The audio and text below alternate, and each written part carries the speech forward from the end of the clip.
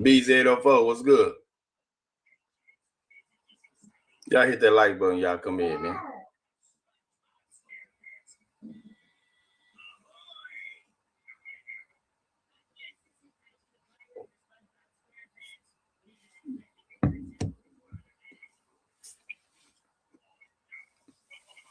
Get in my life. What's up? Good morning. Winner, what's good? Good morning.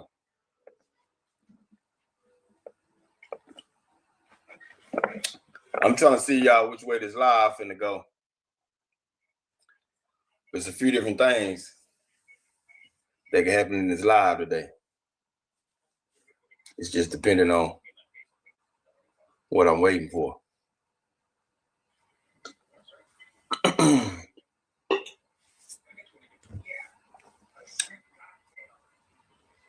So I'm just waiting to see what is. Once you click this video, you'll be taken to uscca.com/maps. From here, you can click on any state and get a complete breakdown of the gun laws you need to know. Gonna be.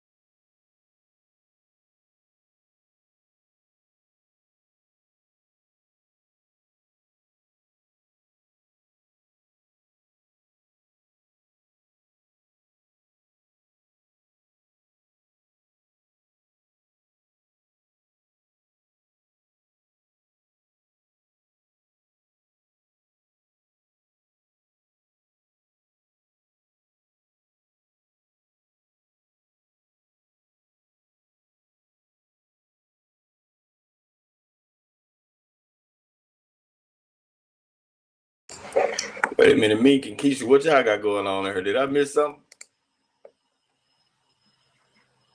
Did I miss something?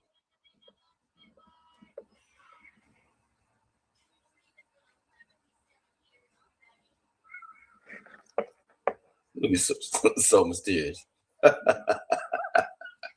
Fred, where you at, Fred? I ain't got all day. It's about to get real motherfucking interesting around here.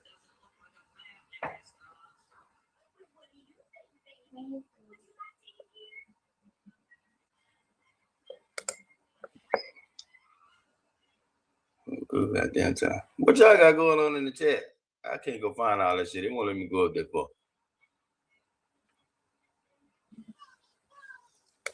Oh, okay, I see it. Oh, y'all having a good goddamn time, huh?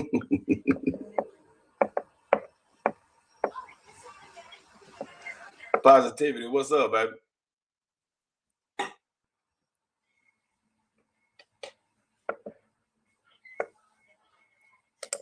So you think this is your first time over here? I thought I seen your name before somewhere. But welcome to the speaker box. Boss wife Mink, what's up? Scorpion Goddess, what's good? Boss lady, what's good?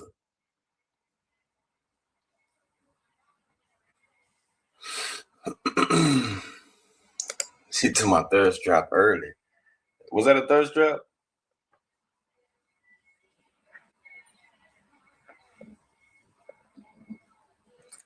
I was just messing with her when you flip the camera on.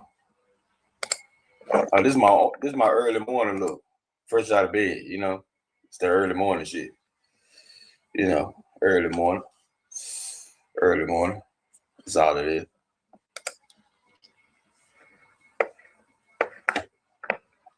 Y'all, please make sure y'all hit that like, share, and subscribe button. If you want to show a little support to the channel, hit that cash app at $HSM Shawn G.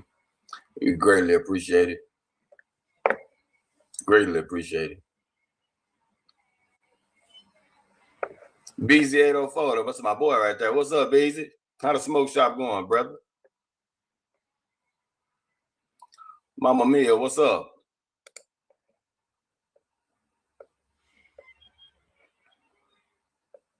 She said, I just learning about the sector. Handle your scandal, Fred. Made man. Hey, hit me up, Made man. Hit my Instagram, Made man. I've been looking for you. Made man, hit my Instagram.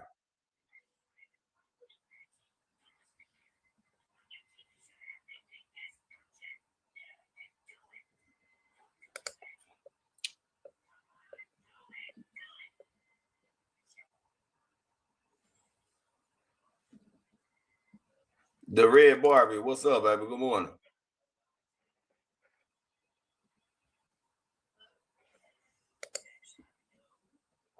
I might give you a little growl, a little nibble, a little something. Cause you can envision it, huh? Okay, Keisha. Okay, Keisha. Cutie alert.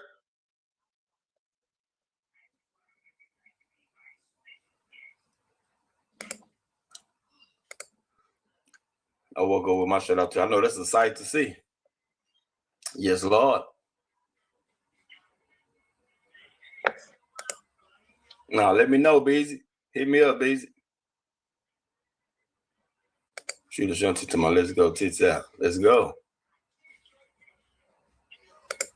What's up, Miss Carter? You all right, baby? You all right? Good morning, good morning. May, man, if you can hear me, man, hit me up on Instagram, bro.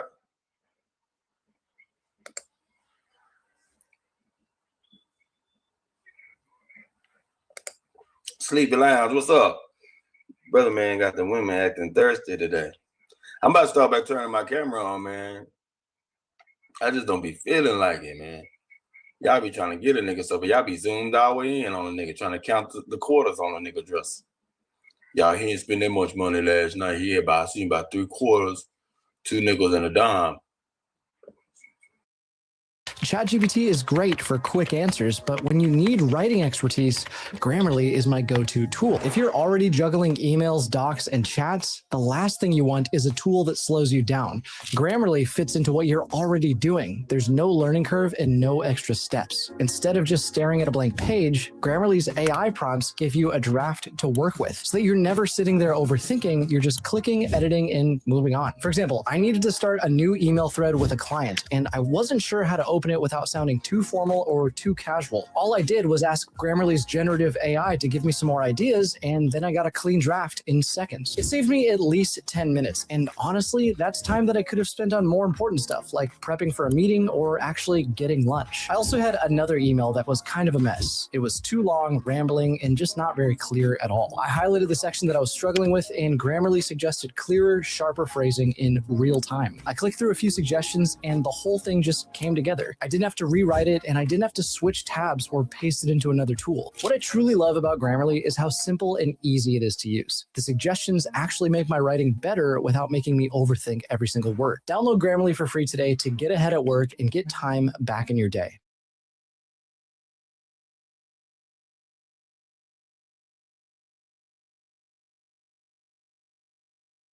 Shopify is a platform that helps entrepreneurs get started down the path they want. Sometimes starting a business can be scary. I feel like I lost a little piece of my soul. Like getting covered in spiders or being buried alive. But Shopify is here to help. If I hadn't started my own business, I wouldn't have been able to go to all the crazy places like Antarctica and make videos like these for you guys. And just like millions of other people have done with Shopify, you can get started today on your business right now. Go to Shopify.com and start your free trial today.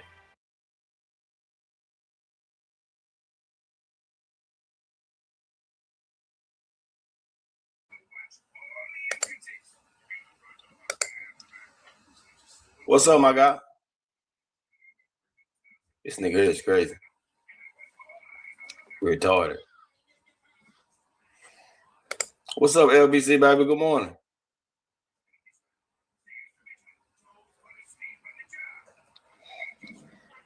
Mayo, you slow, Mayo. But you funny, though. I see you had my back the other night. Memphis Shiesty 901, what's good, what's good?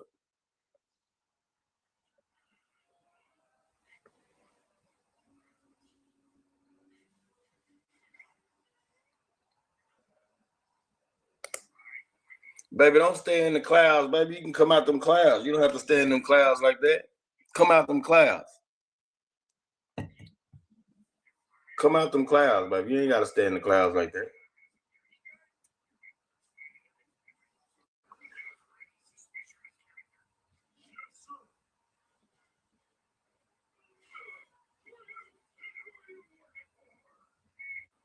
So let me tell y'all what's going on. So I'm up trying to make me a good cup of coffee. I get a call. Fred over here talking shit in the motherfucking Discord.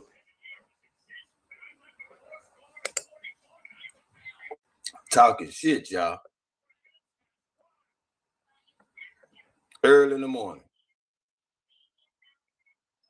Early in the morning. I better not come to Atlanta. I better not do this. I better not do that. He said, you know I'm a stalker.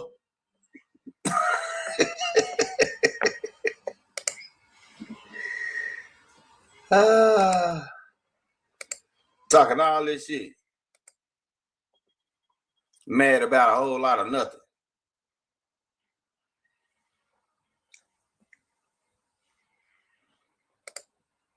Mad about a whole lot of nothing, y'all. Fred done went from being my partner. No, he done went from hating me to being my partner. Supposed to pull up at the hotel, didn't show up. I just don't know what to do with Fred. Fred don't know if he want to be my friend or my enemy.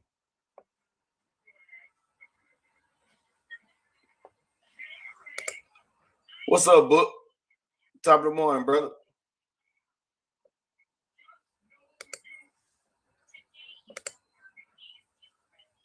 What's up, Get In My Life? Man, he talked so bad about me, y'all, so I popped in on the call. And I gave him a little bit of information, some news he could use. Then he wanted to apologize.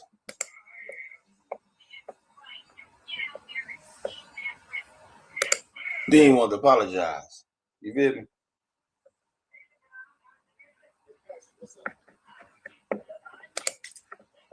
So I told him I was going to go live.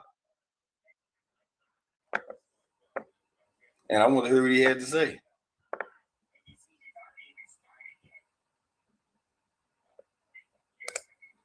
Once Green said, Fred, I don't know if he coming or going. See, that's where y'all be mistaken here. Fred got good goddamn sense. He plays slow. You can't be a serial stalker and not have no damn sense. Then when I got to telling them about them cash shops, he be sending all that money he be giving to Monroe that I know about, he wanted to change his tune.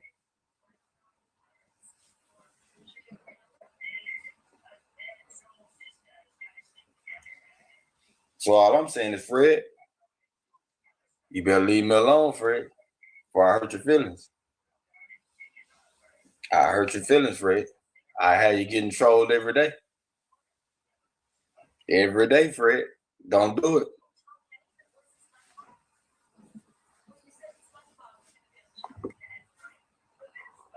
So he said he was going to come up here and he was going to let everybody know that we ain't have no beef. And he was going to leave me alone. Because he go lie about me. He put my name in the titles. And then message me. For real, son? Say, Fred? Come here. Come talk to the people. You don't want to talk? Say, Fred? Say, no, I ain't say bitch. I say, Fred? Say, Frederick.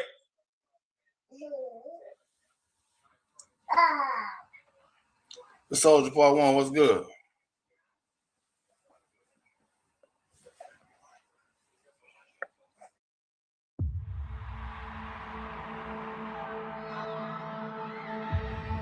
You want to know what makes a hero? It's not destiny. It's not something you're born with. It's searching for greatness. Johnny Cage, you have been chosen for more to come back.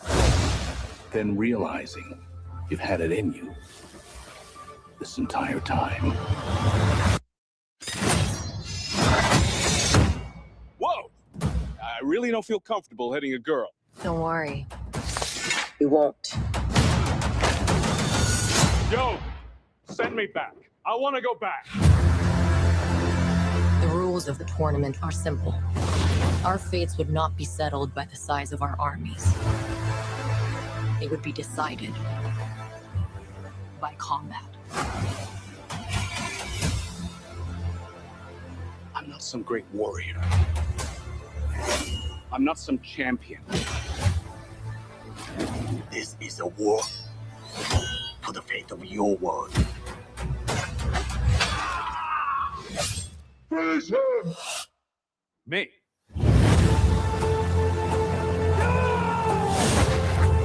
Earth belongs to me. We do not kneel! Our only chance is to face this together. Let's go, baby. You, Johnny Cage, are a part of this now.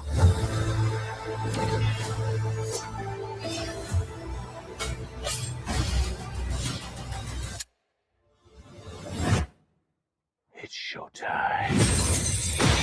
Get over here!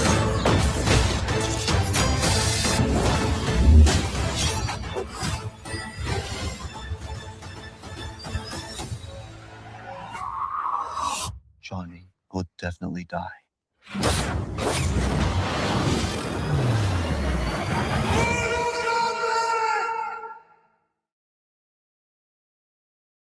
When every day feels the same, one man wants more. I need an adventure. So Ken goes to Expedia, the one place you go to go places. So if I book my flight now but my stay later... Book now or add later. You still save. Thanks, voice in the sky. The more Ken travels, the more he saves. Bundling flights, stays, and cars. Good horsey. He even got this rental with his rewards. In Kennath, it was free. Ken, in Italy, they also drive on the right. Oh, me scoozy. Expedia, the one place you go to go places.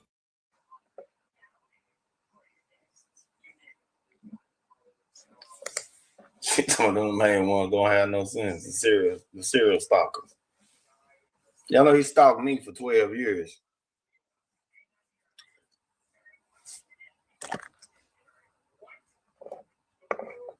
I just want him to leave me alone. You know, I'm trying to be at peace with everything.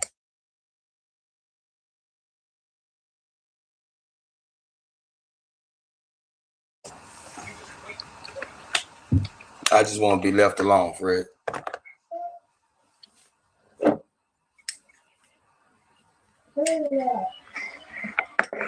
Is that what it is, soldier? Is that what it is? Please tell me that ain't so. Please tell me.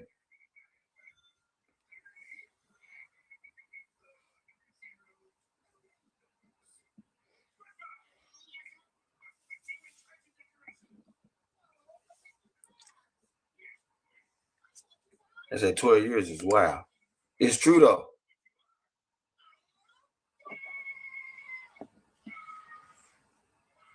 It's definitely true.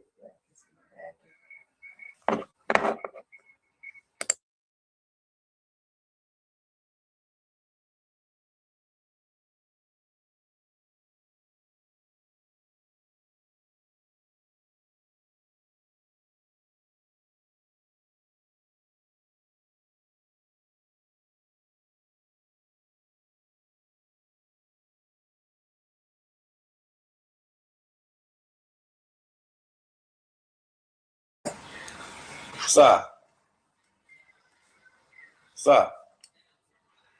Nigga, you ain't that turned in on that TV. You can't hear me. Fred, so what we gonna do, Fred? We gonna keep this shit going? You want me to put your shit out today or what, Fred? You won't talk to Monroe. Well, how I know you be giving her money, Fred?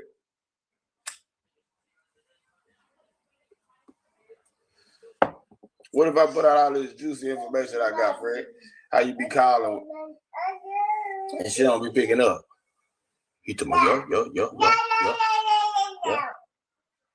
Sorry, why you do that every morning? At least gonna be a part of the show. You won't be in the background and shit.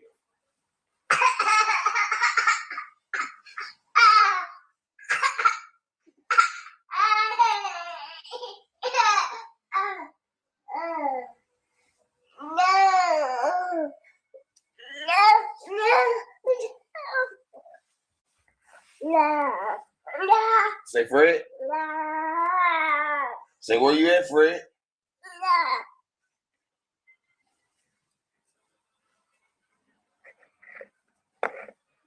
So ladies, Nikki 12, y'all looking for a good goddamn time? Need somebody to see some change? Y'all just hit Fred up. He definitely make everything all right.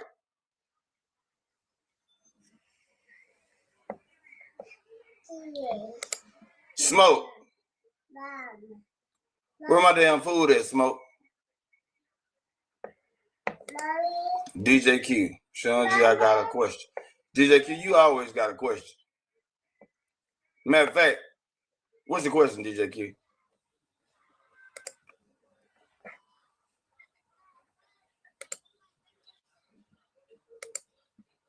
Can you change your picture? No, Keisha, I'm not changing my damn picture. That's my picture.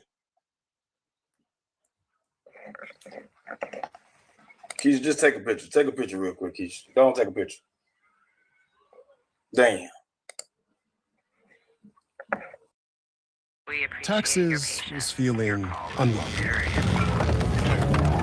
Now Taxes is an open door to new TurboTax stores. Meet our experts. They do your taxes, so you can walk out with confidence. Now this is Taxes.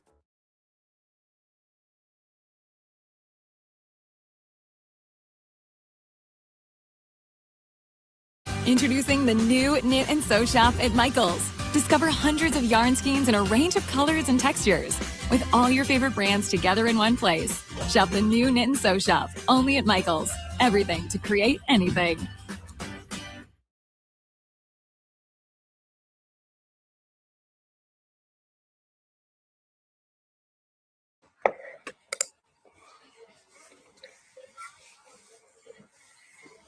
I'm just over this whole Fred thing. Fred, make up your minds. We gonna be cool or we ain't gonna be cool, Fred. Hold on, y'all. We got somebody backstage. Yo. Since Fred don't want to pull up, can I ask my question? What's up, Q? Can you hear me? Yeah, I can hear you. What's up? You still got your Camaro? Nah, I ain't got it no more. What happened to your Camaro? I sold it when I went to jail. Well, before I went to jail.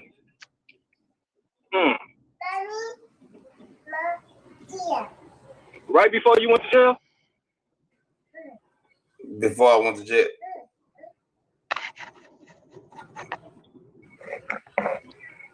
That was my question. Q, what you be on, Q? DJ Q, I'm starting to think you be on straight bullshit. What you be on, Q?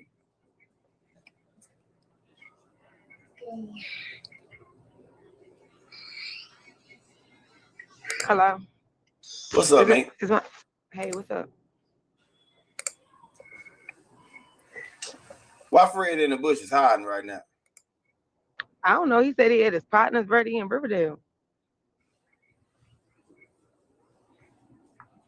He might be lacing up his boots. All you gotta do is let me know when they're there. I'm gonna put my clothes on. I'm gonna go to Riverdale. I'm gonna go to that motherfucking Quick Trip. That's what he said.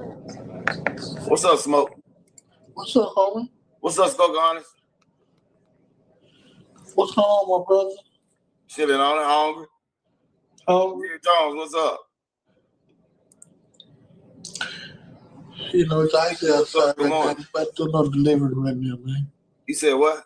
Ain't nobody doing no delivering right now. It's too icy. No, we ain't talking about right now, nigga. I've been out about 30 days now. But you know you good with me. I don't know why you going hard on me. You know, because I'm hungry. I'm hungry, Smoke. Gina, you can get backstage. You ain't welcome over here no more. You stay in the chat. I'm sick of your ass, Gina. Stay in the motherfucking chat. I ain't giving you no airtime. Already. And every pound I be on that your ass hit, I'm dropping down. I ain't got time to keep fucking with you, Gina. You want to be my enemy on this motherfucking app, but keep messaging me and shit on Instagram. Fuck out of here. Goofy ass. I'm tired of hearing your goofy ass voice. You got the same shit. You don't say nothing different. You can at least switch your shit up. So why that man coming on here asking you about a damn Camaro? Man, I don't know. I think DJ Q wants some attention. That be goofy, man. Yums, what's up, baby? Get Pixel 10 on us with $300 off instantly when you join Google Fi Wireless. And enjoy $10 per month off your service. Experience the power of Gemini, your built-in AI assistant. Plus, unlock AI-powered editing tools and capture stunning photos and videos. Switch and save on Google Pixel 10 today.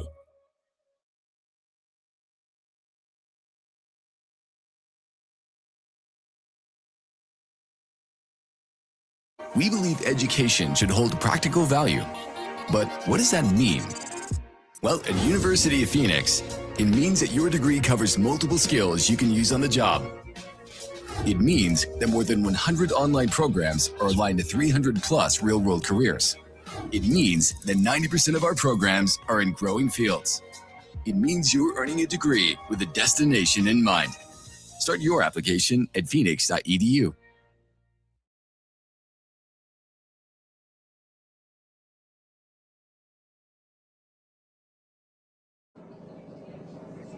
Smoke, they say you done tripled your barbecue prices. I have. Okay. Period. Kid, everything is high right now. Do I get a discount or what? You know I got you, man. I don't know why you tripping, my nigga. All right, let me shut up there. Yeah, already. Don't let your mouth overload. Don't let your mouth overload your hookup. Well, let me shut the fuck up so I can get the hookup. Right now. Cookie Pretty, what's up, baby? Good morning. So I just wanted to holler at you, man. I'm gonna back up. I just wanted to holler at you this morning, man. I can dig it. I'm gonna get with you. All right. All right, buddy.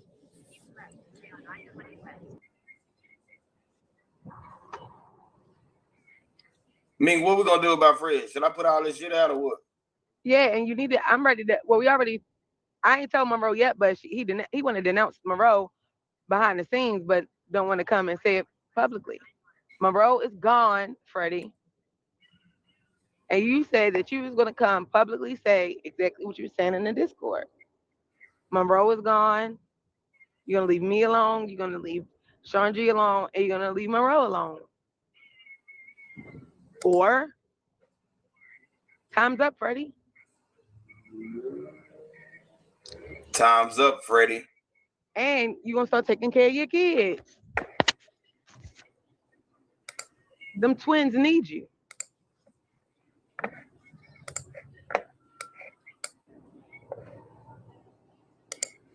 Say something now, Ming. I'm trying to fix your mic. Your shit low. Hold on. Don't fix it. I'll fix it. Oh, you did it. It should be all right. It might still be low, though. Is it still low? You all right?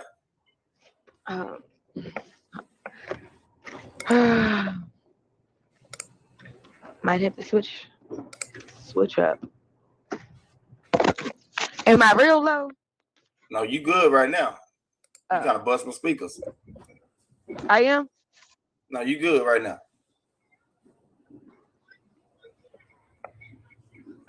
I mean, how all this shit start with Fred? Where Fred come from? Where'd he come from? Yeah. He came from Shanita. Shanita? My friend, her husband's sister. He was over there in her chat and he got blocked out the chat and he started going live on the thing. He's like, yeah, Shanita. But he was saying, you blocked my friend. He was saying that it wasn't him that got blocked, but it was his friend. He was walking down the street and he was in Atlanta.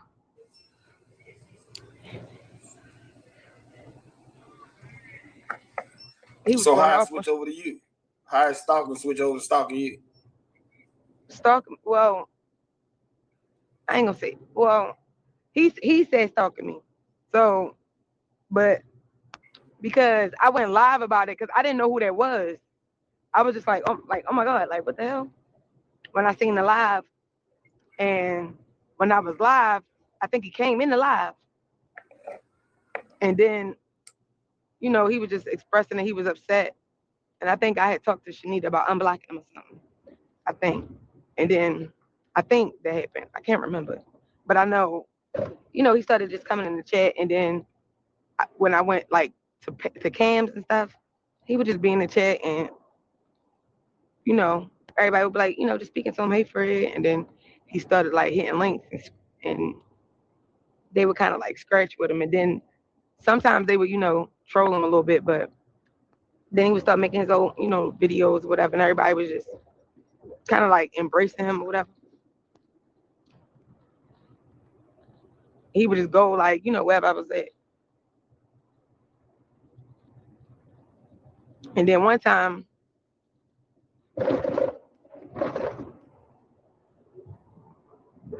and then, Troll Gang started trolling him. That's when he started like flipping out. When I used to call it Troll Gang my baby father. He would be like, I was baby mommy, and I would say he was my baby daddy. And he was getting mad. Fred started getting mad. Like, why he saying that? Like, you don't have a baby with me. You don't have no baby by me. And then Troll Gang started trolling him, and then Fred started getting mad. And he was like, he wanted to he'd be in my DMs like he wanted to hurt Troll Gang. So I was like, because once he got to the certain people in the Mo 3 sector, they started trolling him real hard. Like, and I started asking him to stop. So instead of them saying I asked him to stop, they started telling him I was like saying like, bad things about him. So that's why he'd be mad saying I told him that he was stalking me, but I was like, he was getting serious. Like he was taking the trolling serious. So I was asking him to stop. Guys, if you're still balding in 2026, what are you doing? There's an easy solution. It doesn't cost tens of thousands of dollars. It doesn't involve surgery or weird shampoos. It's a once-a-day chew through Hims. Finasteride and minoxidil, 2 ingredients to stop hair loss and help regrow hair. Plus, it includes a proprietary blend designed to support healthier hair. No in-person doctor visits, no waiting rooms. Just answer a few questions online and it's shipped straight to your door. If your hair is thinning, stop ignoring it. Start with Hims and take control today.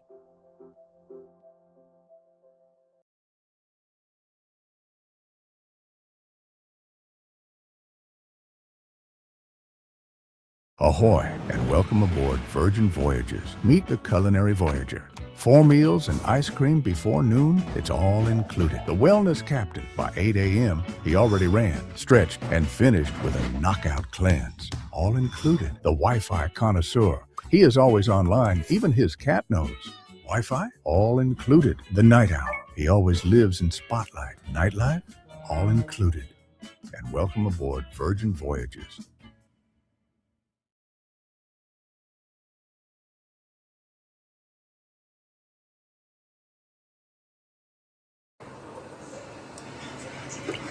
Keith said he crashed the barbecue.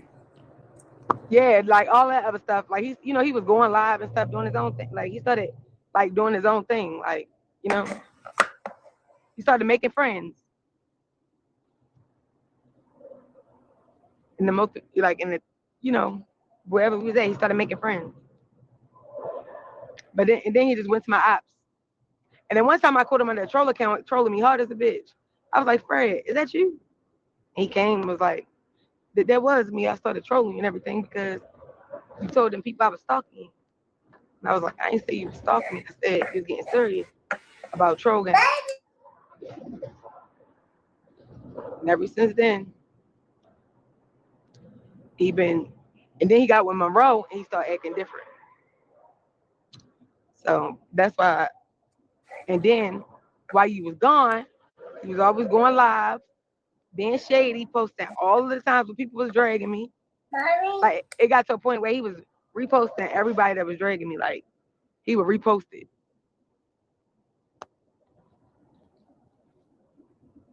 And then he got mad when me and SD was cool.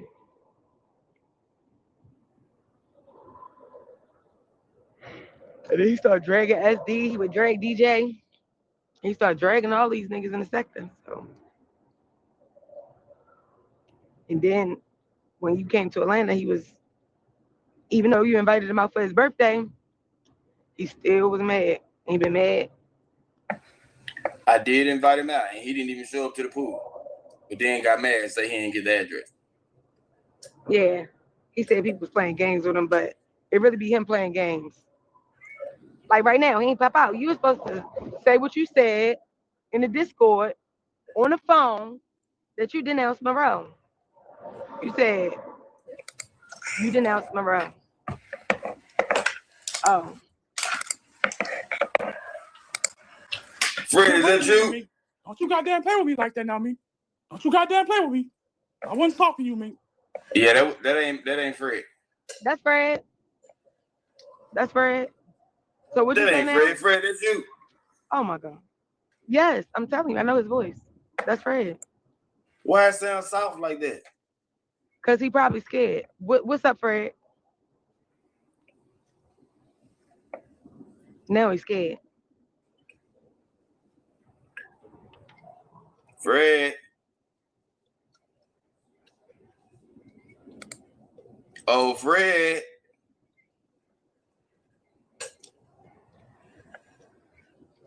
Oh, Fred. I know that voice from anywhere. That's Fred.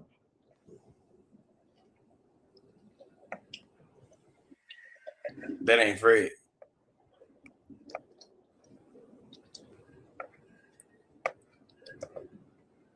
I know that ain't Fred. Oh, maybe you was right. I thought it was Fred. Hell no, they couldn't get the voice right.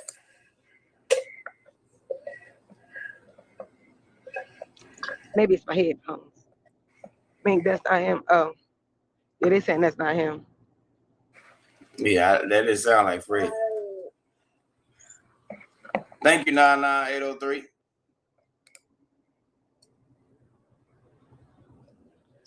So Fred ain't gonna show up, huh? So I guess it's time for you to are you ready to expose what you was gonna expose?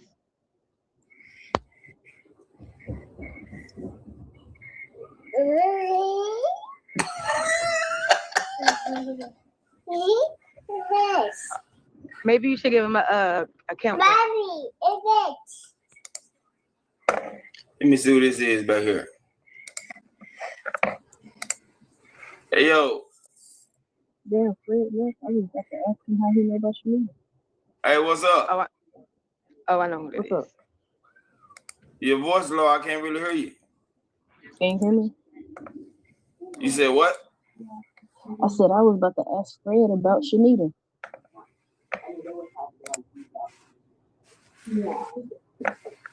If Fred was in love with Shanita first. Okay, so I wonder if it's possible that that's the person who started all this shit that I was going through. So you think it might have been? You think it might have been Fred?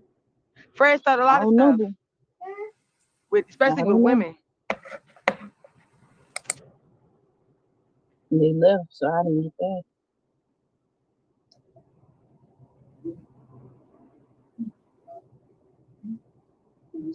I mean, I guess they come on back up here. Shoot, that's a question.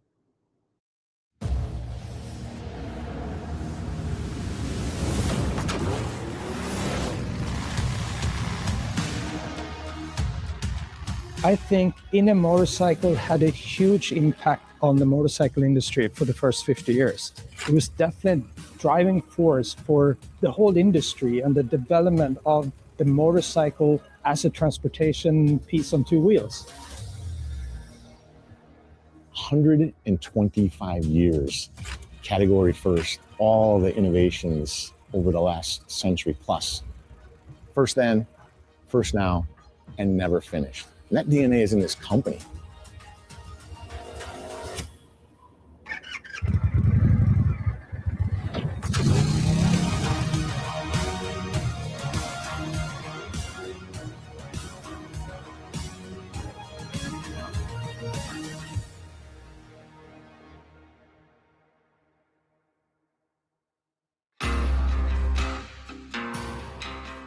I think it's really interesting to see what the brand has accomplished and what it's endured.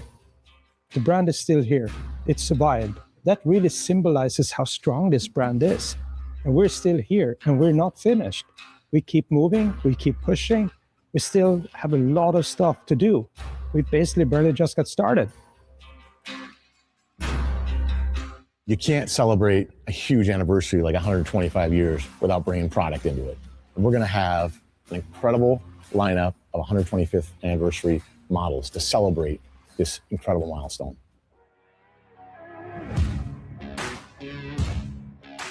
The lineup includes Scout Bobber, the Chief Vintage, the Challenger, and the Roadmaster. We picked these motorcycles for the lineup because each motorcycle is so significant for its platform. You have the Scout Bobber, which really took the Scout to the next level. It's one of our most sold motorcycles in that lineup. The Challenger was the motorcycle that really elevated the bagger segment to a whole new level. The Chief Vintage is, of course, the brand new bike for this year. It really, in a beautiful way, sums up 125 years in a motorcycle. And the bike that reignited this whole story is, of course, the Roadmaster. When you see the lineup from far away, the first thing you see is, of course, the color scheme that all these four bikes share. And it's that black crystal fade on the anniversary red candy.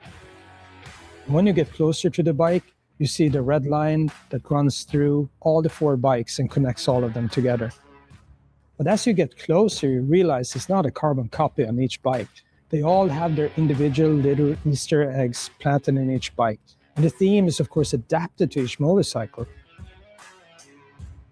And even when you get up and really close and personal to the bike, you start to see the badging, you start to see the details, you see the 125th badge on the tank. And when you get super up and close in detail, you even see the 125th anniversary writing in the actual red lines. All the four bikes are based on a hand-painted process, so it's a very time-elaborate job to get these paints done. To me, it really represents that level of craftsmanship that we're really aiming for. In addition to these limited edition motorcycles, we also have a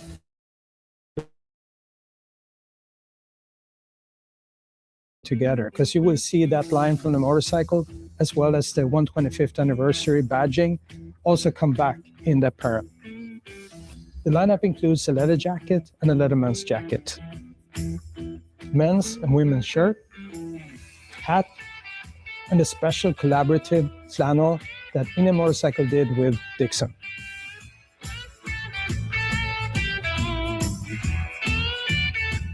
When I think about Never Finished, and I think about sitting here as the new CEO of Indian Motorcycle Company with 125 years behind us, there's another 125 years ahead of us.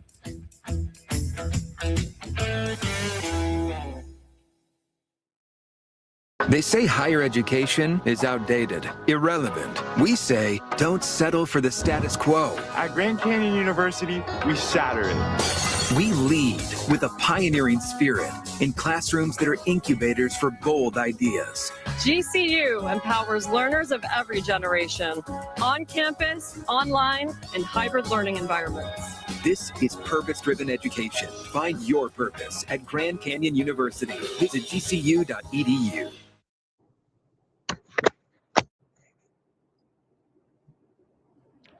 Do you know Shawn G?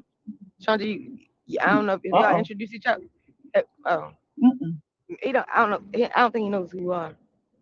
No, I've seen him on y'all panel and stuff. I've talked to you, Nick, of course, but I've never talked to Shawn G. Okay. Well, shoot, then introduce yourself. You know, he's new here. He's back new. So I'm Peaceful or D'Angelo, but I even came across this whole sector shit because of that person we talking about, Shanita. But because they you know make know that person. But I was trying to talk to that person, but I'm just gonna drop down.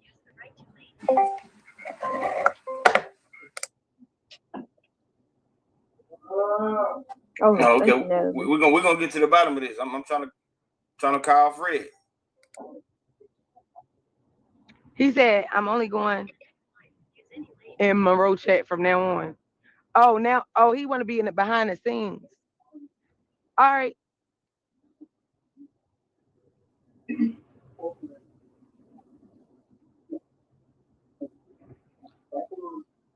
I'm about to get crazy. There they go. Now I should have put my name up.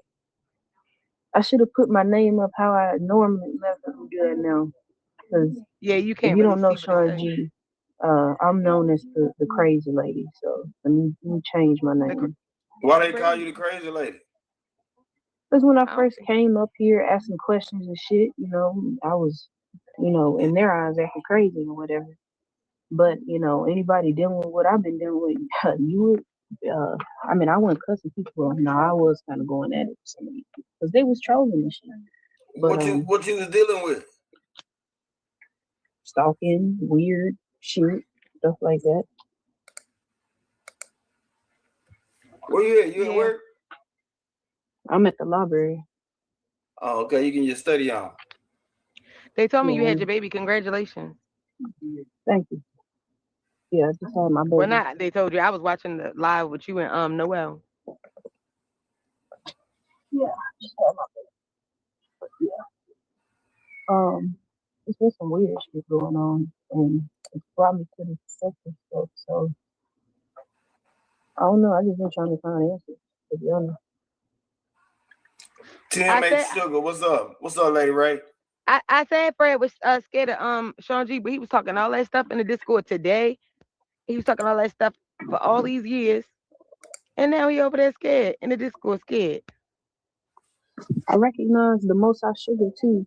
I recognize her. She been trying to help me too, kind of find answers. I haven't seen her in a minute. Fred was just in the Discord saying he had some partners that handle Shawn G and everything.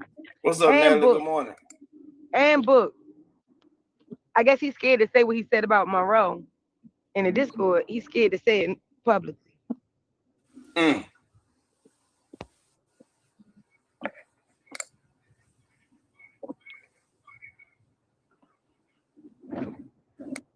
He want to be behind the scenes, but he don't want to be on the scenes with it. So he hides. That's he be a nice guy to me behind the scenes. I don't know what he be doing on the scenes.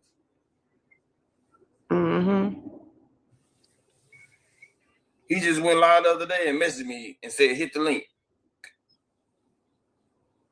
He want me to come be his friend, but then he hate me. I don't know what to do. I'm confused. What? Now, if I start telling people how me, Monroe, and Mink had a good goddamn time, he gonna be mad. I say show the pictures. Who is Monroe? Well, or you gonna give him a chance? Ask the chat. What y'all think? Y'all think I should blow his ass out the water? Or should I give him a chance, y'all? Oh, shit. What you say? What y'all think?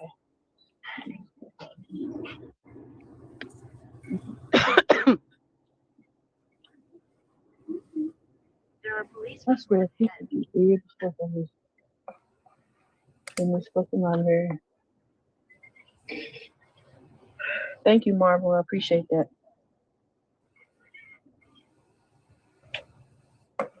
Run it down to him.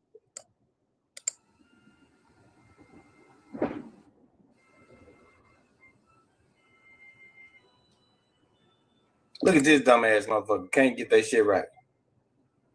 It's Shawn G, not Shawn D. At least get the shit right.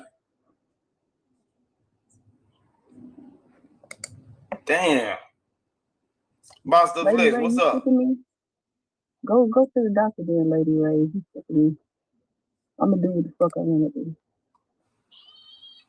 I don't even bother nobody. You seem like a peaceful soul. I think that maybe they lying on you. They do be lying.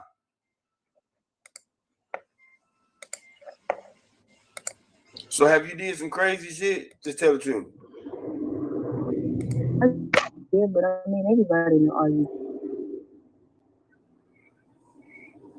I don't even know y'all like that for real. Like I said, I came on here because, you know, of the stuff that I was doing in real life that seemed to somehow get on the internet. So, yeah.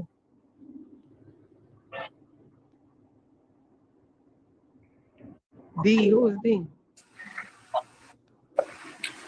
Are you D peaceful crazy? I'm just me. My name Deandra, but I don't know what these is. Oh, okay, so you D. They talking about you. Hey, Captain. Hey, Captain. You one funny ass nigga, boy. Man, I watched that shit you did the other day. You funny in a motherfucker. Oh yeah, I seen I seen that yesterday. I was like, oh my god, that shit was funny.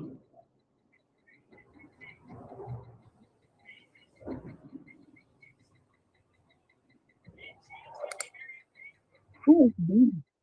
I mean, I go by D because my name is Deandra, but I've heard about a D, but I don't know. I don't see nothing. What D? Thank you, Natalie.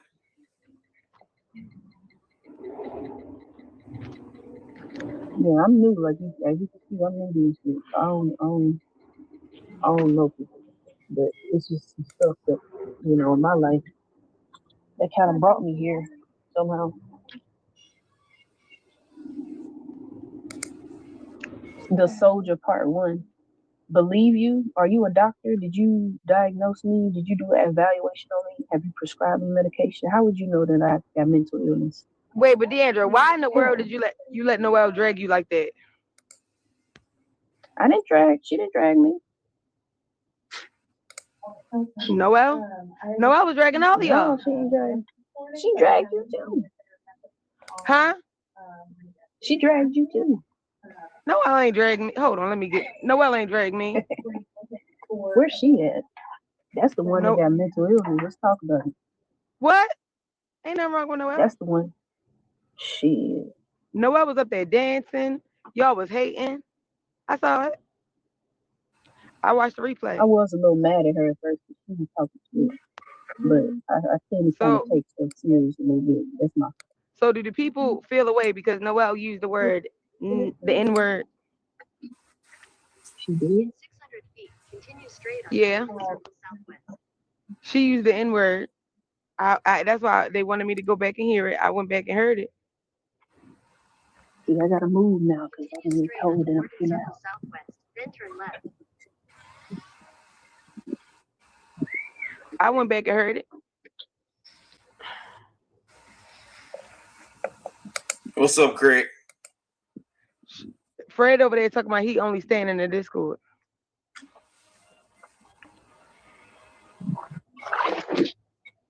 I'm staying here where it's safe at, y'all.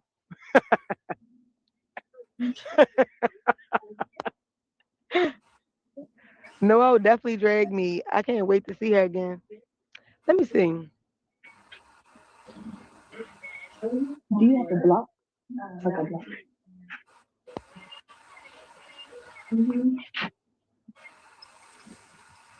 It's the, yeah, USB. Mink, you should have been a social worker. Why?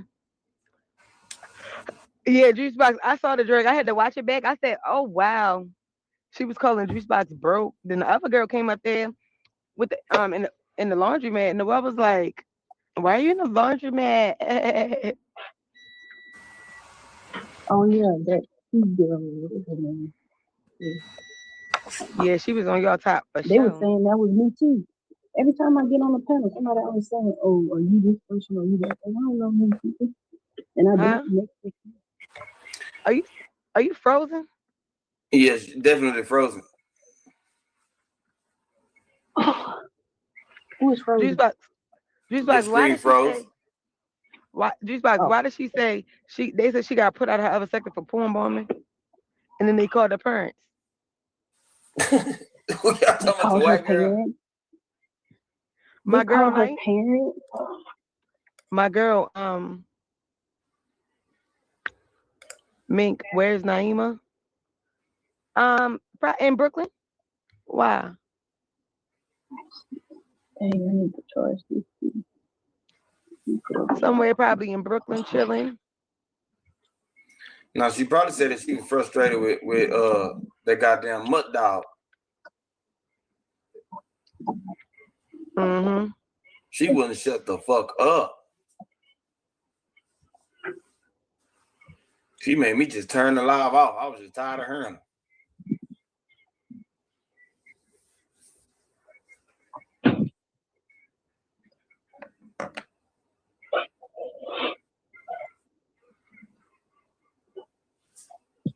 Well, I was just trying to find a Fred person, but I was about to drop They down said again. you thought I was your brother. Who? Who, me? Yeah. I don't even know you. Oh, okay. So they lied on you. Only 1, 2, 3. She said she don't even know me. I know who my brother is.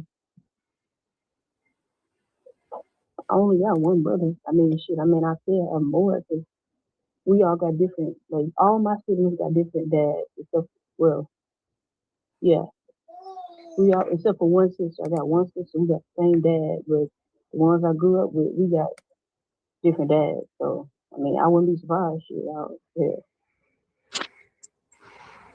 My dad got around. He was in the Navy.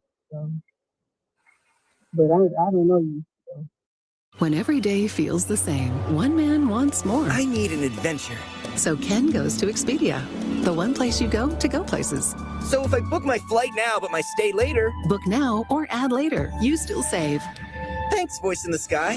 The more Ken travels, the more he saves. Bundling flights, stays, and cars. Good horsey. He even got this rental with his rewards. In Ken math, it was free. Ken, in Italy, they also drive on the right. Oh, me scusi. Expedia, the one place you go to go places.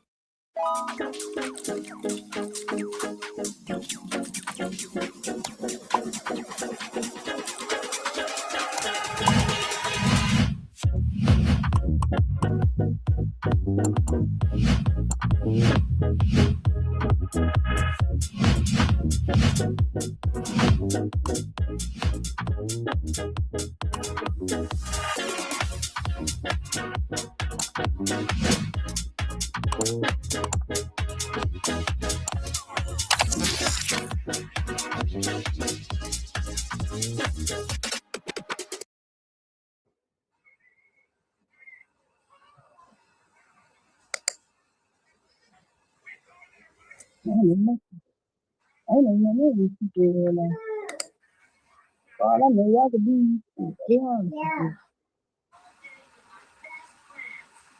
Who is this the soldier? I have asked questions looking for my baby daddy. Hey, your voice is low. Are you whispering? I'm kind of low because I'm in the library. Yeah. Oh, so you breaking a library protocol?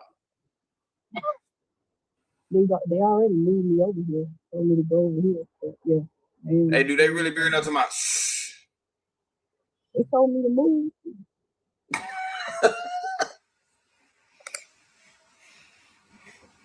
But yeah, I mean, I maybe have looked crazy because I have been on here on certain panels asking about certain people, you know, like if they know my baby daddy. And You said what? Speaking to the mic, I can't really hear you. I do suspect some people are under fake pages, so I have probably looked crazy because I've asked about my baby daddy, and so I suspect. Who your baby daddy? You probably wouldn't know his name, Chris or Fucci. But I know one person, I asked who they were under that nickname and they knew him. Somebody said 2 times. I didn't talk to that person or whatever, but I mean, I'm just trying to find him because I done had the baby and everything, and I ain't heard from that nigga. So I'm just trying to figure out where he at. But wait, so you looking for your baby daddy? Yeah. SD is not my baby daddy. So no, that's not my baby daddy.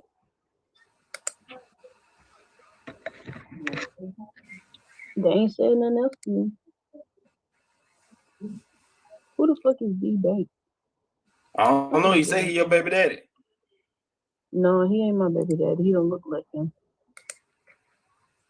But then, like I said, it's So just how long been a you lot of looking for weird your baby shit. daddy? Well, let's see. I got pregnant April. I had the baby January 2nd of this year. So you tell me. So what was it? A one night stand or what? No, we was fucking with each other. I met him in 2024 in May, and then I got pregnant like April of 2025, and then I had the baby January 2nd. Lily mother, what's up, baby? Good morning. 2026. So he left after the baby came. He left before I even found out I was pregnant because I never heard of him again. Like, So do we need to put out a missing persons report? Or you think he just out in the wind and he don't know? Shit, I don't know. I am a little worried though because I have not heard from him. I even used to, message him on Cash App because that's another way. We used to argue whatever, and I used to block him and shit. So I would communicate with him on Cash App. And so you send him some money and put the message in the subject matter. I was looking for him. But well, look, my Cash App is rolling at the bottom of the screen. If you ever want to ask me anything, we can talk through Cash App as well. This motherfucker. Oh my god. But no, for real, I don't know where he at. But I have been worried at times. Like, hey, who this is? I heard. Man, salute, Shawn G. They Gordo, man. They Gordo. What's up, homie? Man, that man from the toxic niggas and baby daddy sector, man. You give us that nigga name, I will have head honcho book on the prowl ASAP. We will find this nigga. No child left behind type shit, man. You know, the niggas over here, we might not be shit. We gonna take care of these kids. We gotta find that nigga though. If we find that nigga, just let us hold some on the food stamp card. That's all we ask for. Salute Shawn G, me. Whoever Miss Lady is, I just had to put that out there, man. Big PSA, man. We gonna find this nigga though. Yeah. He probably just dipped out, to be honest. So I don't know. But I just feel like that's fucked up, This is my first kid. And what city you in? Hell. What city you I'm in? in Birmingham. Birmingham, Alabama. Huntsville. I'm in Huntsville. I'm from Birmingham. Oh, you in Huntsville? I was just in Huntsville in the jail. Yeah, I'm from Birmingham. I ain't never been out here, but I done had the baby out here. The pregnancy was rough. I didn't even have a baby shower. What? It was rough. Yeah, it was rough. It was too much. I was in survival mode during my whole pregnancy, and even now. What? I'm trying to figure out what made them disappear. Are you fine? I think my family did some bullshit, to be honest. Cause like my sister, when I came back to my mama's house, she was asking me shit like, do you want me to reach out to his sister? And I'm like, why do you have his sister's contact information? I'm his baby mama. Why do you have his family contact stuff? So I was like, has she been talking to them? Has she been doing weird stuff? Like, has she been like, because why you as my sister got his contact information? I don't have. Maybe he banging your sister behind your back. Maybe, because I'm like, how do you have that contact information over me? I don't even have his number. He could change his number or anything. So how do you have that information? So let me ask you this. Was you giving him some good coochie or some boring coochie? I must have been giving boring if he just dipped out like that. Shit, maybe my shit wasn't good. I don't know. I don't care about that, but I'm just concerned about the baby. You know what I'm saying? I'm trying to figure, this is why I'm asking these questions. I'm trying to figure out what could be a reason for him to disappear. That's why I'm trying to get the whole entire thing of the story. We got to know everything so we can know how to move. Did you give him some head? Why do you need to know that? When every day feels the same, one man wants more. I need an adventure.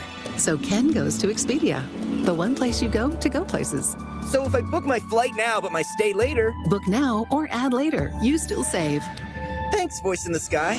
The more Ken travels, the more he saves. Bundling flights, stays, and cars. Good horsey. He even got this rental with his rewards. In Kenmath, it was free. Ken, in Italy, they also drive on the right. Oh, me scoozy. Expedia, the one place you go to go places. is surprising an author, Tayari, whose book club I picked months before for American Marriage. She doesn't know I'm coming in. Tara, you're the guest. Hello. Hello. How are you? How are you? It's great to see you. Great to see you. I've come to bring good news to you. Okay. I'm choosing Ken as a book club. Oh my. We're a twofer. Twofer. You're a twofer. This is the thing about it. I just felt like I had taken a trip back home and I knew these women as well as I know myself and my own kin. Our literature has to reflect not only who we are, but who we were. Yeah. And so it means a lot to me. Thank you. It means so much to me that you wrote it. Wow. Thank you. Thank you. Thank you. Here we go. Here we go. Hi, everybody. I am so delighted to be here with you on the Oprah Podcast. We're in New York City.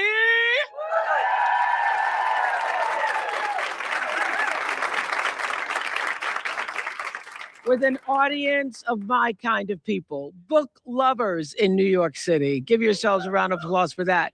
This year we're celebrating the 30th anniversary of the Oprah Book Club. Something I am very proud of because as a young girl growing up in Kosciuszko, Mississippi, and later in Milwaukee, and then later in Nashville, books were my lifeline. I found myself in books. The first books I remember reading, like Maya Angelou's I Know Why the Caged Bird Sings and To Kill a Mockingbird, those books transformed my life and what I thought I could be in the world. So when I started my book club on the Oprah Show 30 years ago, I never dreamed that millions of you, millions all over the world would be reading along with me. So I feel honored. It feels like a full circle, God bless moment to be able to say it's been 30 years. And I hope you stay along with me for the ride and for many more books to come. So today I'm excited for my latest book club selection. I really am. I mean, all the books that I choose, I read personally myself after, I hear about them through many avenues. And I have a wonderful book editor, Lee Newman, who sends along the books to me long before they are in the stores. And I read a lot of manuscripts. And I don't choose anything that I don't really like.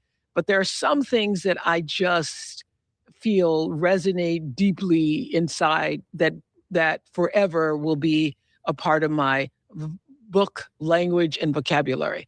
And this book, Kin by Tayari Jones, is one of them. I've been so moved by Tayari's writing. In 2018, I chose her prize-winning novel, An American Marriage. I remember that for my 78th book club, I think. And Tayari is just, she's one of those writers who has trained herself to write, but she also has the gift. She's able to allow the divine to come through her and light up the pages with her words. And Ken is a great, great, great, extraordinary example of that. It is the captivating story of two childhood friends, Bernice and Annie, and who both lose their mothers and are raised by extended family. And they take very different paths as young women. Reading it, I felt like, I was like, am I back in Mississippi? Am I back in Tennessee? It felt like going home. And I know that there are so many women all over the world who are going to feel the same because Tayari Jones was able to bring it to the page. Welcome, Tayari.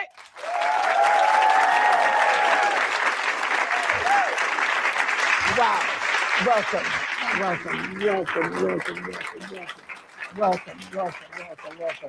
You brought it to the page. Well, thank you so much. And thank you for having me. Well, and this audience has all read your book.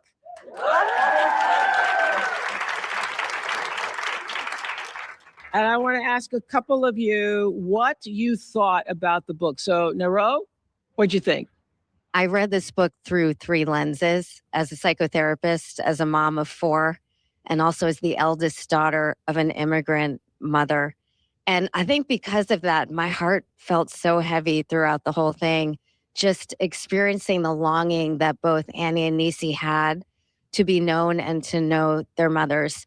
And it made me think about my relationship with my mom, which was beautiful, but I began to understand her limitations as an adult and see mine that my own kids are experiencing. But you also illustrated so beautifully the importance of these women who mother but are not mothers. And it spoke to the importance of this collective mothering for wholeness. And it made me so grateful for the women who did that for me. And also now who've left that indelible mark on my kids, because as mothers, we're still working through our own stuff as we're in this stage of life. And these women give us a wholeness that's greater than what one person could do on their own. Yeah, I love that. Julia? It really gave me an insight into like the women in my life, my mom, my grandmother, my friends, my closest girlfriends, who are my chosen family. And I deeply connected with Annie and her vulnerability, her desire to feel loved, seen. And inherently, as Black women, sometimes we carry this burden in a way of always being strong before we're ever allowed to be soft. And through that, you have to be so much for so many, but really you need to be enough for yourself. And I wish Annie had that opportunity to find that peace in her own independence. Yeah. Oh, I love that. I love that. Oh, one of my daughter girls, Tando's here, a graduate of my school in South Africa. She reads every one of my book club but picks, and I always just love Tando's take. Your take on this one? First of all, I'm a huge fan of Mr. Ari. Since American Marriage, I've read the book 10 million times over, obsessed. I might be biased, but my next of kin picks some of the greatest books I have read. And again, love the story about chosen family. I've been carried on the backs of chosen family my whole life. And so I have great admiration and respect for the idea that people can step in for us and become our family without the bond of blood. But one thing you do, and you did it in American Marriage as well, of course, the letters. And they feel like little memories that you almost want to take out the book and put back in their original envelopes with the torn kind of, and I love the fact that you have us treasure those moments, and they feel so personal when you read each of those letters. It feels like it's coming directly to you. You almost turn each page excited to see, did Annie write? Did she write today? So yeah, since we have you here, I would like to know what that structure looks like, the process of you choosing the letter writing and putting us in a memory box like that. Well, first, thank you for all of you for such careful and generous reading. Whenever you write a novel, you're asking so much of a reader for so much of their time. We're all so busy and our attention is everywhere. So for someone to give you the gift of their time to read 300 pages, I would like to start by just saying thank you for giving me that chance. I write letters. I'm a letter writer. And I lament that letter writing is, we're losing it as a cultural form. I have all the letters. My grandfather lived 8 miles from my grandmother. And just think in these days when people didn't have cars, that was 8 walking miles. And so he courted her by letter. And we have those. We have that record. My mother has them in her jewelry box. It's about 50 letters. And I hate that we don't have that record anymore. So I think that's why the letter form, comes back in my work. It's me trying to keep it alive. But also, what we share in writing is different than what we share in speaking. It's also different than what we text or email. There's a certain intentionality because you're putting it on the page for the record. And I was very interested in what these friends and some other characters, what they would say to each other on the record. Well, you answered that question. Did you get your question answered? So I read that while you were a student at Spelman College, that there were 2 women who had a great impact on you. Tell us about that moment. Well, I will tell you, I went to Spelman. I was very young. I was only 16. And I knew that I liked... So you were smart. Very smart. I worked hard. I did. Yeah. And I like to read, I like to write. But when I was a girl growing up, if you like to read and write, people did not assume that it meant that you were smart or that if you like to read, they didn't think it meant you were intellectual. They just thought it meant you were a nice girl. Yeah. Right? Like that was something your mother didn't have to worry about because to the best of my knowledge, no one has ever gotten pregnant in a library. Yeah. But I said that once and a librarian was like, well, actually in the central branch, but I'm going to say seldom. Yeah, seldom. But when I got to Spelman College, I met a writer and she was my teacher. Her name is Pearl Clegg. What looks like Crazy on an Ordinary Day. Yes, Right yes. It's Oprah's book club selection. Yes. And I signed up for the writing class, even though I was a freshman and freshmen were not allowed to take it. I thought that was discrimination. And I thought I should be allowed. And I didn't know you could learn writing in the classroom. And so I may or may not have approximated the signature of my advisor so that I could, because this was before computers, you know? Yeah. And so I took the class and she asked me a simple question. She said to me, "What are you thinking about?" And I got ready to tell her. And she said, "No, don't tell me, write it down." And with that, she became my first audience. She took me seriously, so I took myself seriously. And also, I was at Spelman. I joined Spelman College in 1987. Spelman was founded in 1881, but it wasn't until 1987 that Spelman College got our first Black woman president. We're a Black women's college. Dr. Janetta Cole. Dr. Janetta Cole, her big voice. Yes. And I had met her at the freshman reception, and she asked what I was interested in. And I just felt inspired. And I said, I would like to be a writer. And then I saw her later on campus. This was the 80s. Remember in the 80s, everyone thought they were going to lose weight by walking really fast and moving their arms? Remember that? Yeah. Yeah, so she was doing that. And I said, "Hello." And she said in her big voice, "Tayari, the writer." And it was like she just touched me with that. Like I said this was what I was going to do. Like she anointed you. Yeah, and she remembered, and I had to make good on my word. And so then I started thinking of myself as, oh, I'm the one that's the writer. That is great. That is so great. Changed my life. Does she know that story? She knows that. She does know that story. And to honor her, I, along with one of my college roommates, we started a fund and we raised a scholarship in her name called Dream the Boldest Dreams. Oh, I love that. And you took an 8-year break between An American Marriage and Ken. What was happening during that time? Because we've been waiting for this. We've been waiting. I don't know if I would call what happened to me a break. I feel like in some ways it was the best of times and it was the worst of times. In that with An American Marriage, I don't know if you know this, but it was an Oprah's Book Club selection. Yeah.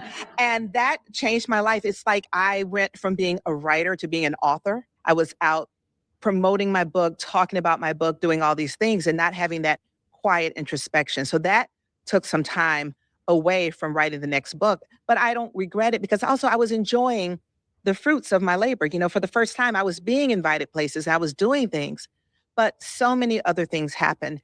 I had a terrible series of losses, deaths in my life. And that grieving took me away from the page. I had a hard time justifying spending time in my imagination when people around me were hurting so much. And then I got sick. I was getting better. I was kind of writing. And all of a sudden I had all these myriad symptoms. I was diagnosed with an autoimmune disorder, Graves' disease. And my hand was shaking. I couldn't write. It affected my vision. I used to 8 years ago, I didn't wear glasses. Mm-hmm. So I had to write this book with a patch over my eye because I was seeing double and I needed to see. You wrote this book with a patch over your eye? A lot of it. Yes, with a patch over my eye. But I wanted to write the book because by then I had fallen in love with the characters and spending time with them was actually healing for me. And you started while you were sick, you were writing? I was writing because also I was a couple years over my deadline and I had promised them a book about, I had thought I was going to write a novel about gentrification in modern Atlanta. It was going to be super contemporary. It was going to be based on my neighbor. I live in a wild neighborhood, but that is another story. But it was going to be based on that. But I was trying to write that, but it didn't have the magic, the sparkle that comes from creating. So where did this start? I heard that you call it word doodling, that you started writing this book freehand. It's like you were channeling it. It wasn't, the writing wasn't working when I was trying to write the novel that I had been contracted for. And I said, well, let me just go back to the basics, to paper and pen, lined notebook paper, ballpoint pen, not even fountain pen, just a ballpoint pen. And I was just writing, just seeing who was out there. And I started writing about Annie and Niecy, and it was the 50s. And I said, well, maybe these are my parents. Maybe these are my character's parents. So this just shows up in your head. It showed up in my, so I said, maybe this is backstory. Backstory is a thing. Okay. Yeah. And so I just kept backstorying and it kept growing and growing. And then it got to be about page 150.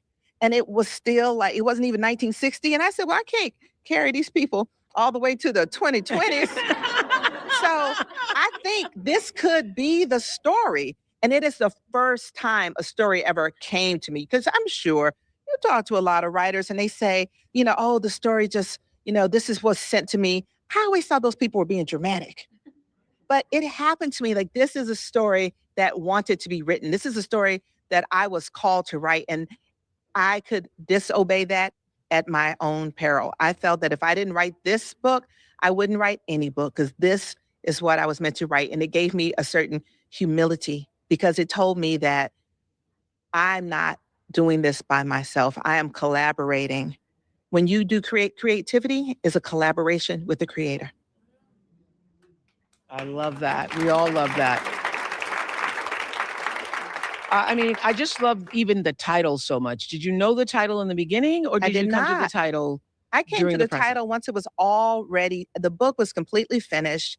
I was going to submit it. I was already anxious because, as I mentioned, this was not the book that they had paid for. Yeah. And I had to turn it in, and I could not turn the book in without a title. I felt like that was like, just like going out the house without your hair done. You have to have a title on the book. You can't just say untitled. Yes. And so I read it, and I thought about it, and I slept on it, and I prayed on it, and I knew the title was Kin. And so I saved the file as Kin, and I submitted this work with such uncertainty, but I just had to say, this book came to me for a reason. This title came to me for a reason. And so I guess when I sent it in to my publisher, it came to them. Yes. I have to say, I don't want to give any of the book away, because those of you who haven't read it, our audience here has read it. But when you read, you want it to unfold for you. So we're not going to give you any spoilers. But can you give us an idea of what the plot is and how the plot came to you? Okay. It plotted itself. I always know, I generally know what the book is about, but I don't know what the people are going to do. But this is a story of a female friendship. And I do believe that as a woman writer, at some point, female friendship, because it's such a part of the fabric of our lives, is a natural topic. Everybody here has a friend, right? Who's a female. Everyone has a friend. Yeah. Yeah, and you have... Even you non-females too, right? They're friends since they were infants, because neither of them has a mother, although Niecy's mother is dead. Annie's mother has abandoned her. So Annie has hope that one day she'll see her mother again.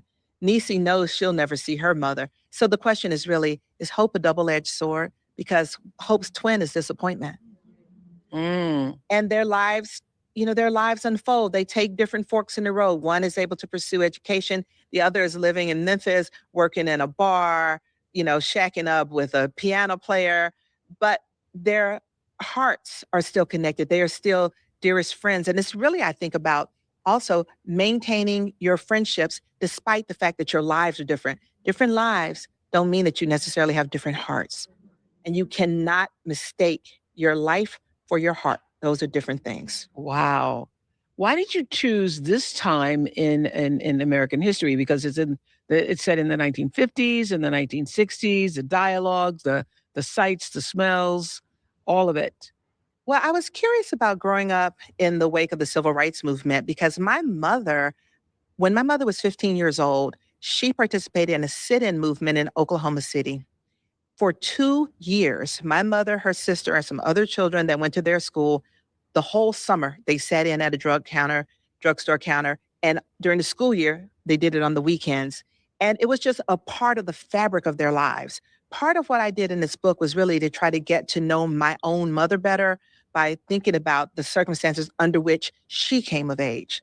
it helped me understand the way our lives are the same and the ways that our lives are different. Wow.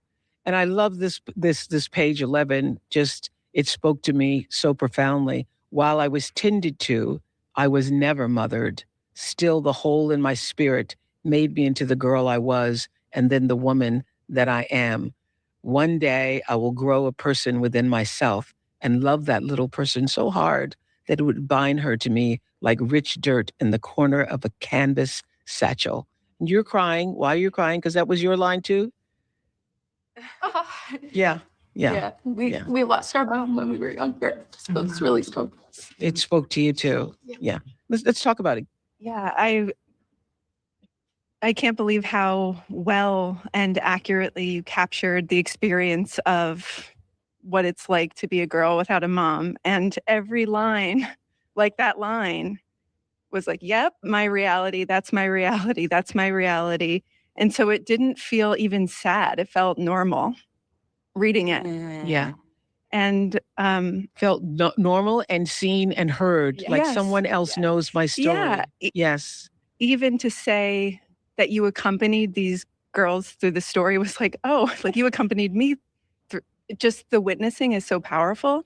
So one of the themes that really stood out to me is this tension between survival and belonging, and how you have to sacrifice part of who you are in order to fit in, because it's not just a being seen and known kind of thing, but a am I going to be safe and cared for and protected type of thing. So what was it that you were hoping that people would take away from that tension of when do I sacrifice myself in order to fit in, or when do I protect myself in order to survive?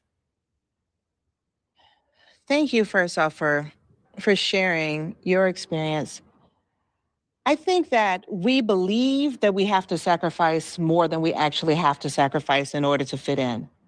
You know, a lot of times I think that we capitulate in advance, like we anticipate that we will not be safe. Like I think that Niecy doesn't believe she'll be safe in telling her truth, but she does not know that. Like that is a risk. I think everyone should take the risk of the truth, because you may be accepted and you don't know it because you're afraid. And so that to me is the dignity is in the truth. And I think that that's the thing we have to, we think we can live without dignity. You know, we think I'll do this to survive. Like dignity is a luxury, but dignity is not a luxury. And you only get it by being your authentic self. I think that's one of the takeaways. And the other takeaway is I really hope that we can stop being so tied to the question of biology. The question of biology is something that is decided for us before we're even born. Like none of us chose our families.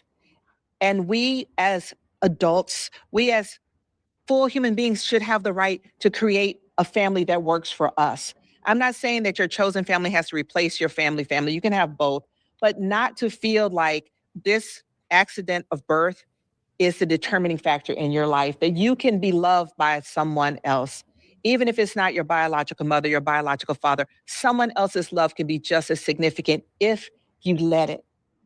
Like Annie is so committed to the idea of blood that she cannot experience the other love that's around her. But it was right there in front of her. It was right there, but her commitment to it's an idea. Like they say, you know, you can. And then he eventually says he cannot be seen anymore because she's chasing the thing that's already there. Obsession is never a good idea.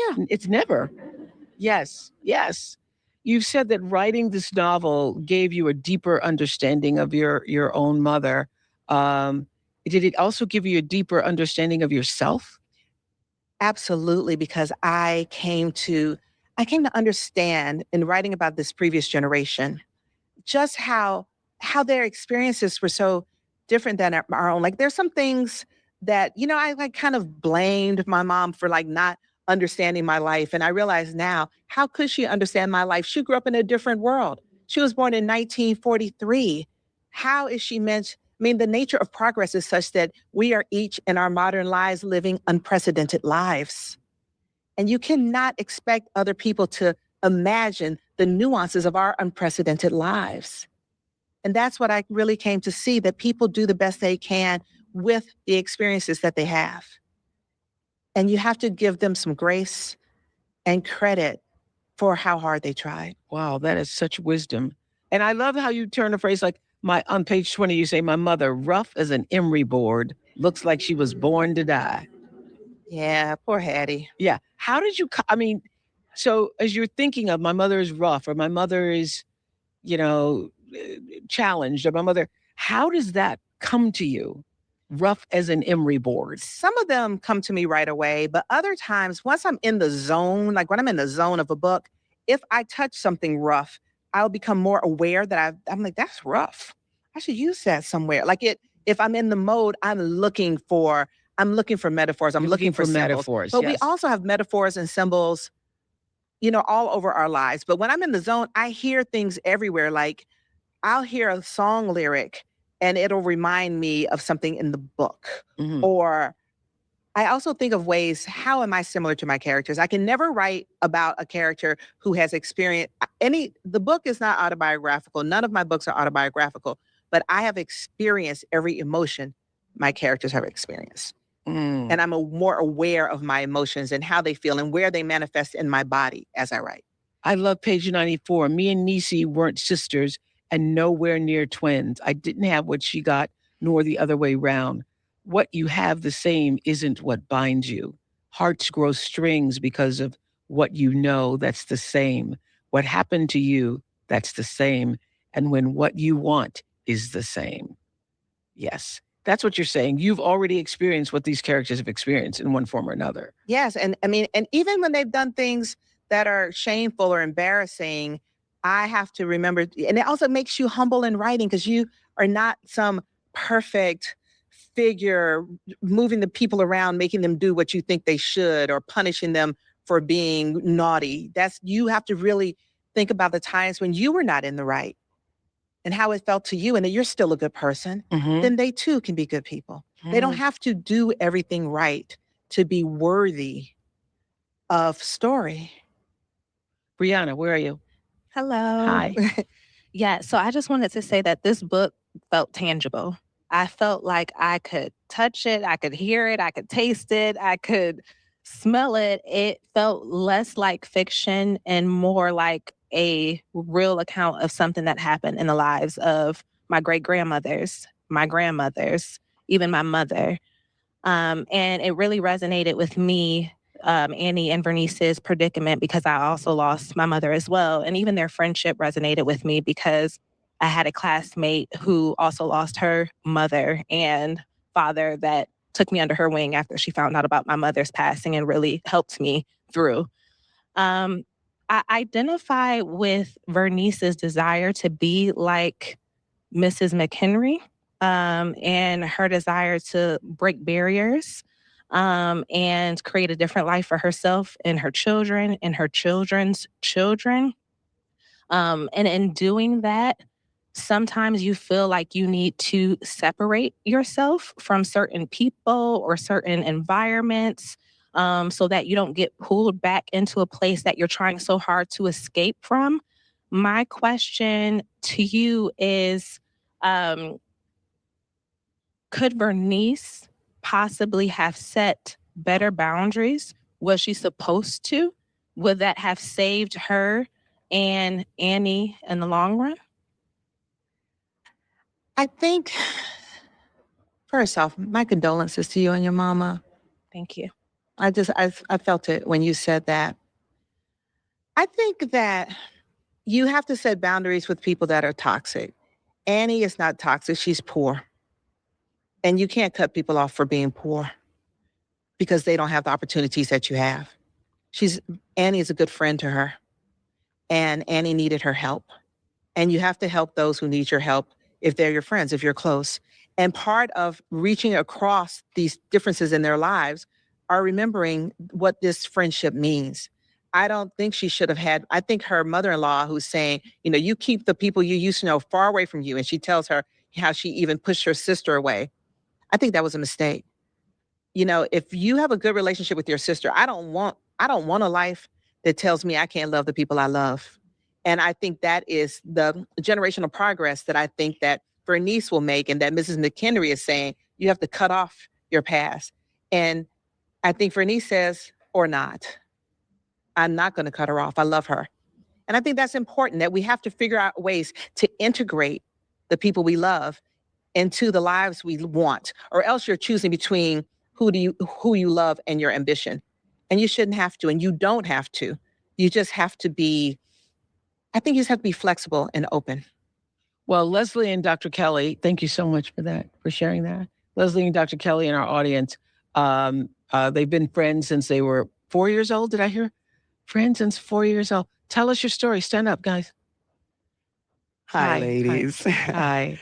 So yes, we have been friends since we were 4 and 5 years old.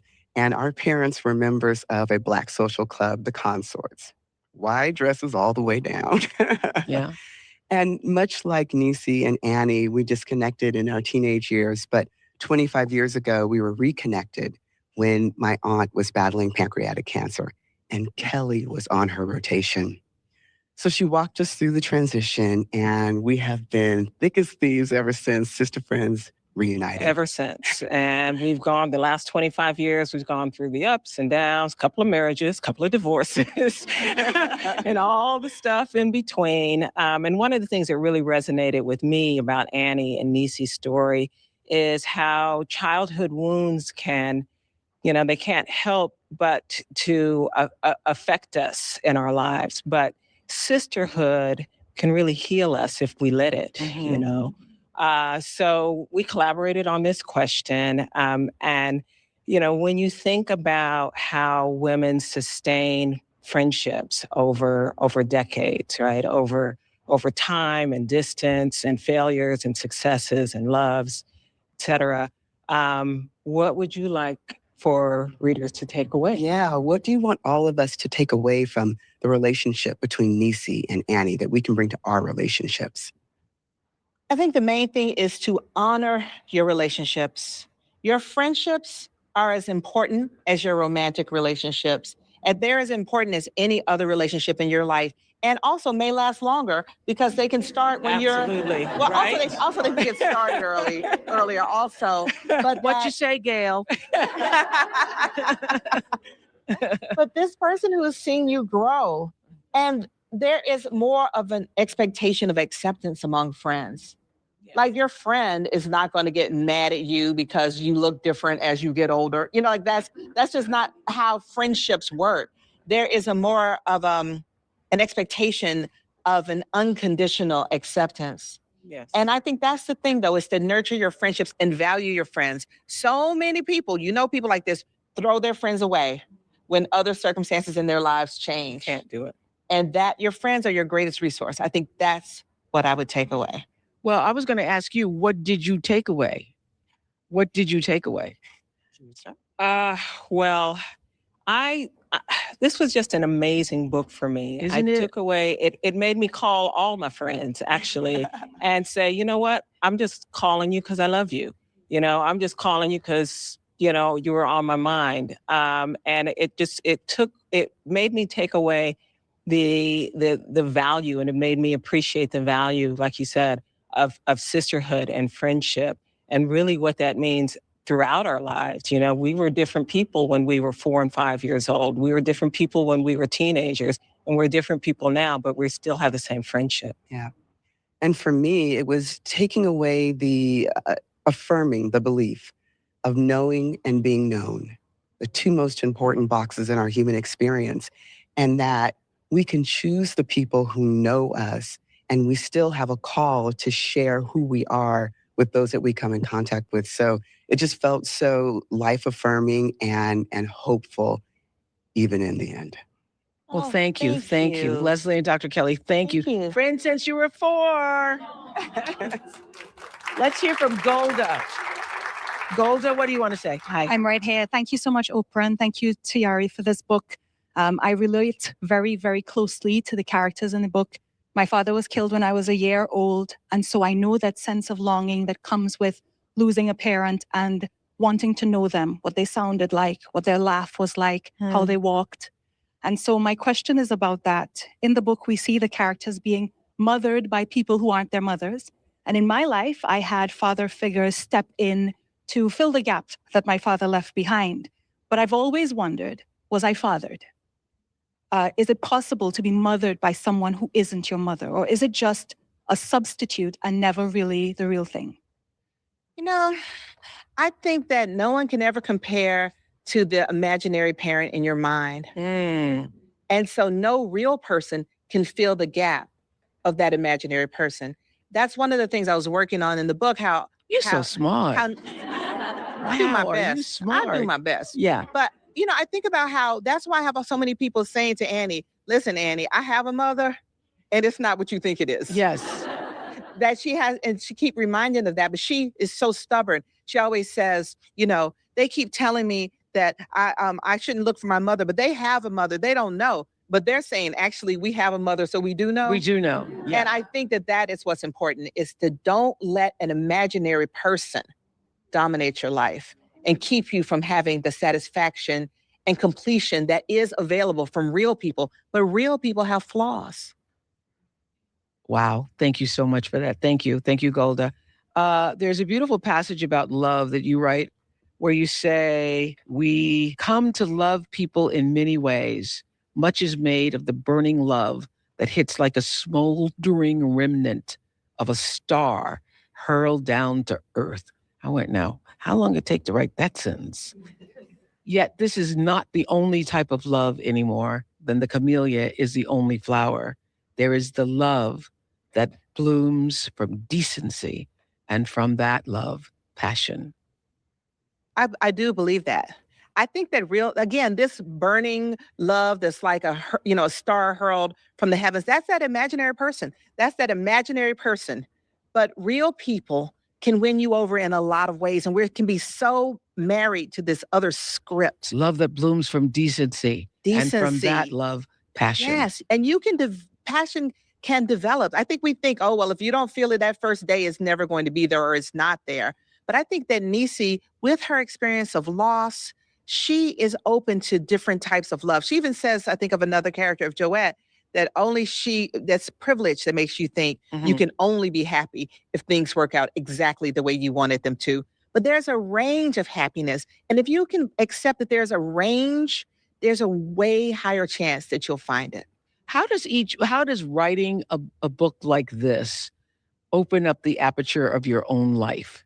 What happens after you have finished this writing and you send it off to your publisher and you know that you are done? Do you feel more expanded in ways that you were before you wrote? I feel like every novel I've written has made me more understanding of other people because I have to walk in their shoes. I never write about any character that I dislike. It has to be something about them that I feel establishes their humanity and makes me understand that other person's point of view, even if I completely disagree with them. Like, it was difficult for me, to write from the point of view of a madam in a whorehouse. Like, that was very difficult for me to write because But we ended up having compassion for her. Yes, we did end up having compassion for her, but we still had Baby Doll pulling our hymn saying, yeah, but don't forget what she does for a living. Yeah. So, but I was able to understand the way that she understood herself. I think that's the key. And that's so good. And I try to apply that to other people around me. I was able to understand the way she understood herself. Yeah. And that's the important thing. I imagine that the characters are reading the book. People say to me, who's your audience? And the audience are the characters themselves. And I want each of them to feel like I did right by them. And you did. Oh, and thank you did. you. There's a running theme throughout the book that women have to sacrifice in some way themselves in order to survive. What is your point of view on that?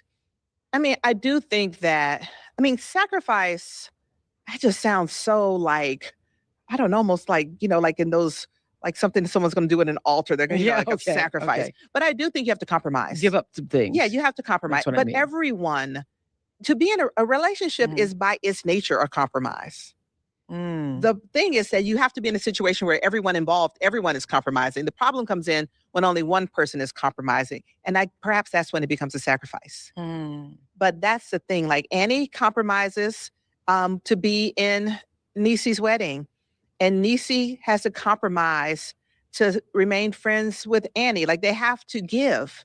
You have to give. But long as you get, it's okay to give. Well, I'm not going to give away any of the ending, but I mean, by the time you get to the end, you are really like on the edge of your seat.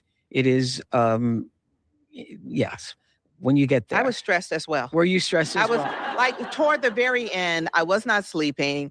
I had moved out of, I have this really cozy writing room with like a fluffy chair. It's so cute. But toward the end, I had to move out of the cute, cozy room and move downstairs to the basement to what I call the situation room, because the story got deep. I had to like get down there. This was not a fluffy sock moment. You know, none of us reading it expected it to take us there. Me either. You either.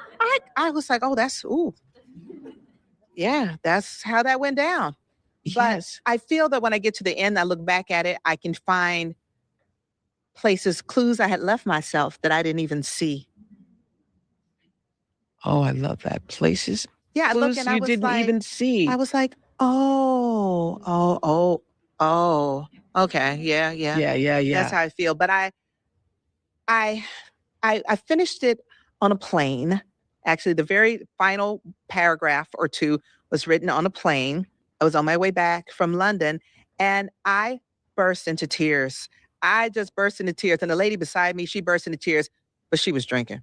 And, and the flight attendant said, "You are both cut off," which I did not think was right, but it was fine. We were almost there. But I was moved by it. I was moved. And I was grateful that this story had been entrusted to me. Well, you know what is amazing too, is that the cover is also so intriguing. When I walked in and saw this cover, I went, wow, what's the story behind the cover? I love the cover. This was like the 6th cover they came up with. As a matter of fact, that is why I was in New York, because I had expressed my concern about the earlier covers. And I came to New York because I wanted to show them that I was a sane person, that I was a sane and friendly person.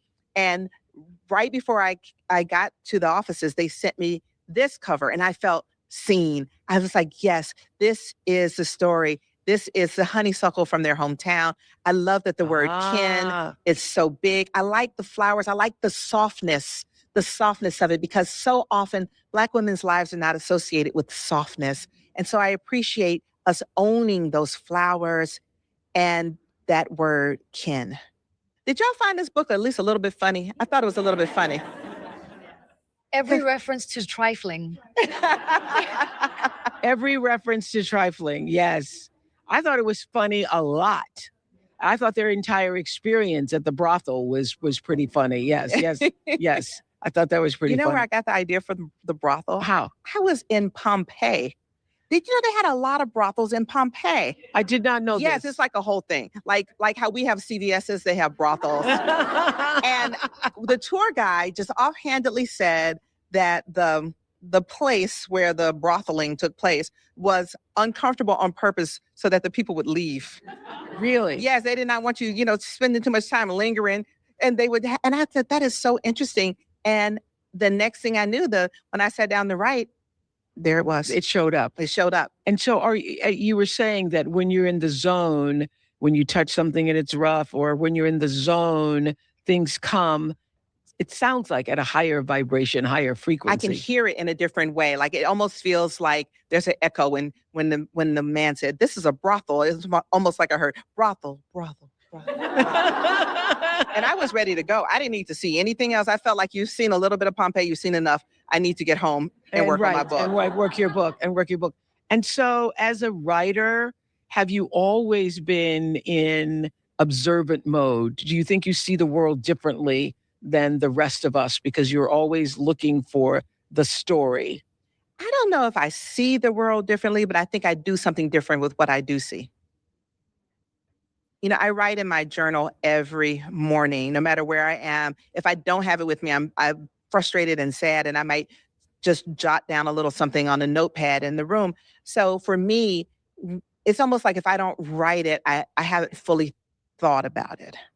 So even when I wasn't writing the book and all that time, I was writing other stuff that didn't end up being in a book. So is it like a muscle for you? It's like keeping the muscle trained. I don't think about trained because it's not painful in that way. I think it's just almost like one of the things that I do to stay whole is that I do this writing. It does take discipline, yes, but it also, when I don't do it, I can tell there's a difference in the way that I'm moving in the world. I'm less happy. I don't feel like I have purpose in the same way. And I wonder, like, what am I doing?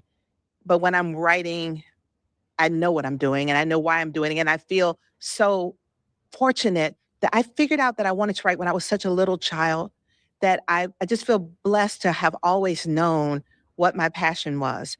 And I do feel that if I don't, almost like if I don't use it, perhaps like it'll be like in the book with Isaiah and Sweet, when he feels like my gift has been taken. I feel like if I don't use it in the way it's meant to be used, that perhaps I will no longer be blessed with it. Like, you have to be responsible with this gift you have. Wow. Well, you are a blessing to us. You are a blessing to us. Tayari Jones, thank you for this really magnificent novel. It's magnificent.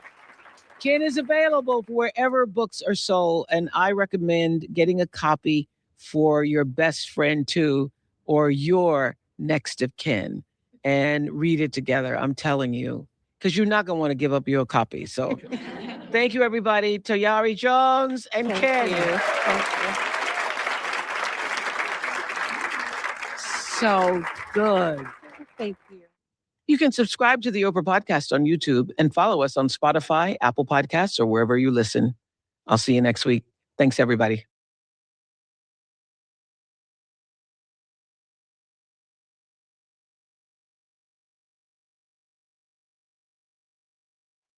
That's not. I don't think it has nothing to do with it. I think it's some other stuff going on. But these are the questions I'm gonna ask them when we find him. No, I think it's some other stuff going on, and because there's been some serious life or death stuff I done went through, so I feel like it's something like that with him, and I don't know. That's why I've been on here. You've been on her looking for him. Yeah.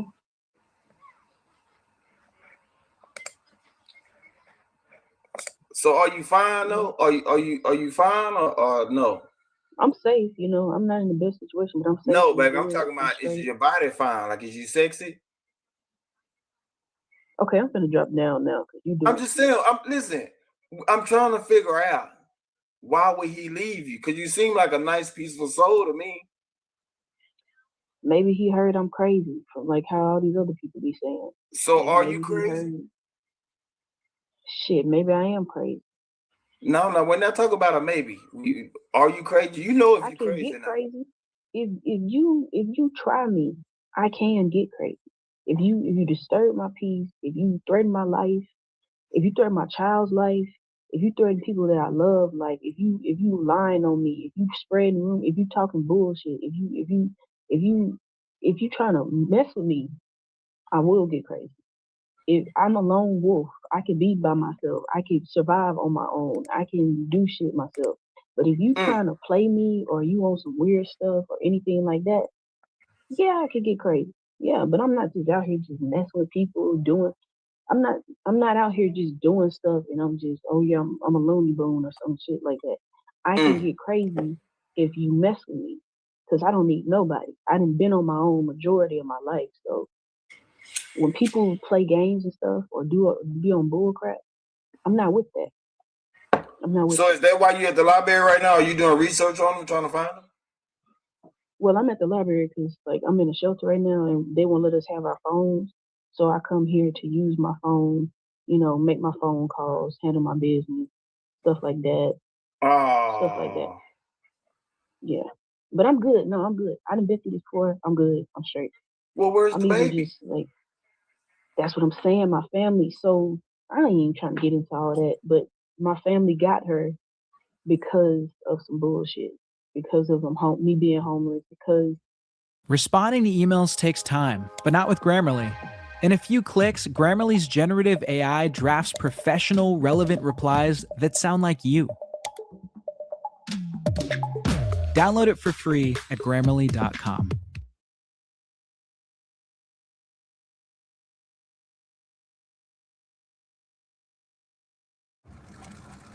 Taxes was chasing updates and getting nowhere. Now Taxes is a TurboTax expert, doing it all for you. While keeping you in the loop. So you can keep chasing this feeling. Now this is Taxes. Intuit TurboTax.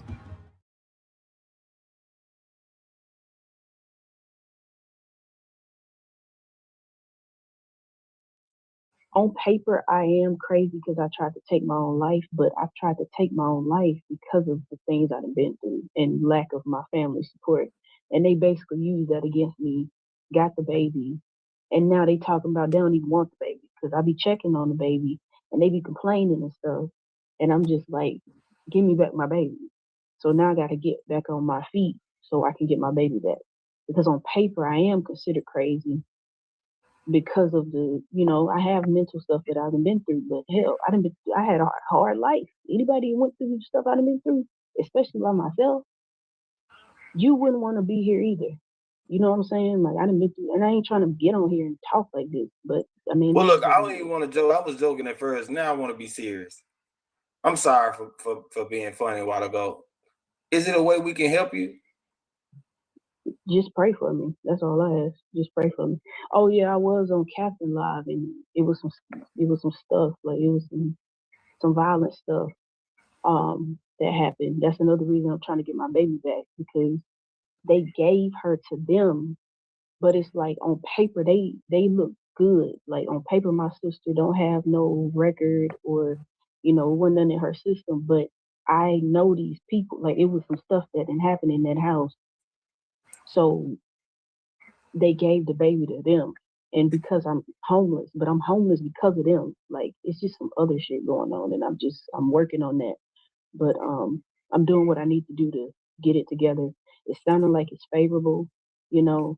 I got caseworkers. I'm talking to people. I got hearings coming up. The custody is temporary, so she's not gonna be with them long. And every time I call to check on the baby, she always talking about don't call my phone. Uh, she be on bullshit, bro. Like she be on bullshit. And I feel like she reported me in the first place. Because even the worker said, "Oh, um, your sister reported you. She tried to blame it on your mom, stuff like that." It's a lot. Look, this is what I want you to do. I want you to change your name. Go in there and change your name and put your cash up in there just in case somebody wanna help you out.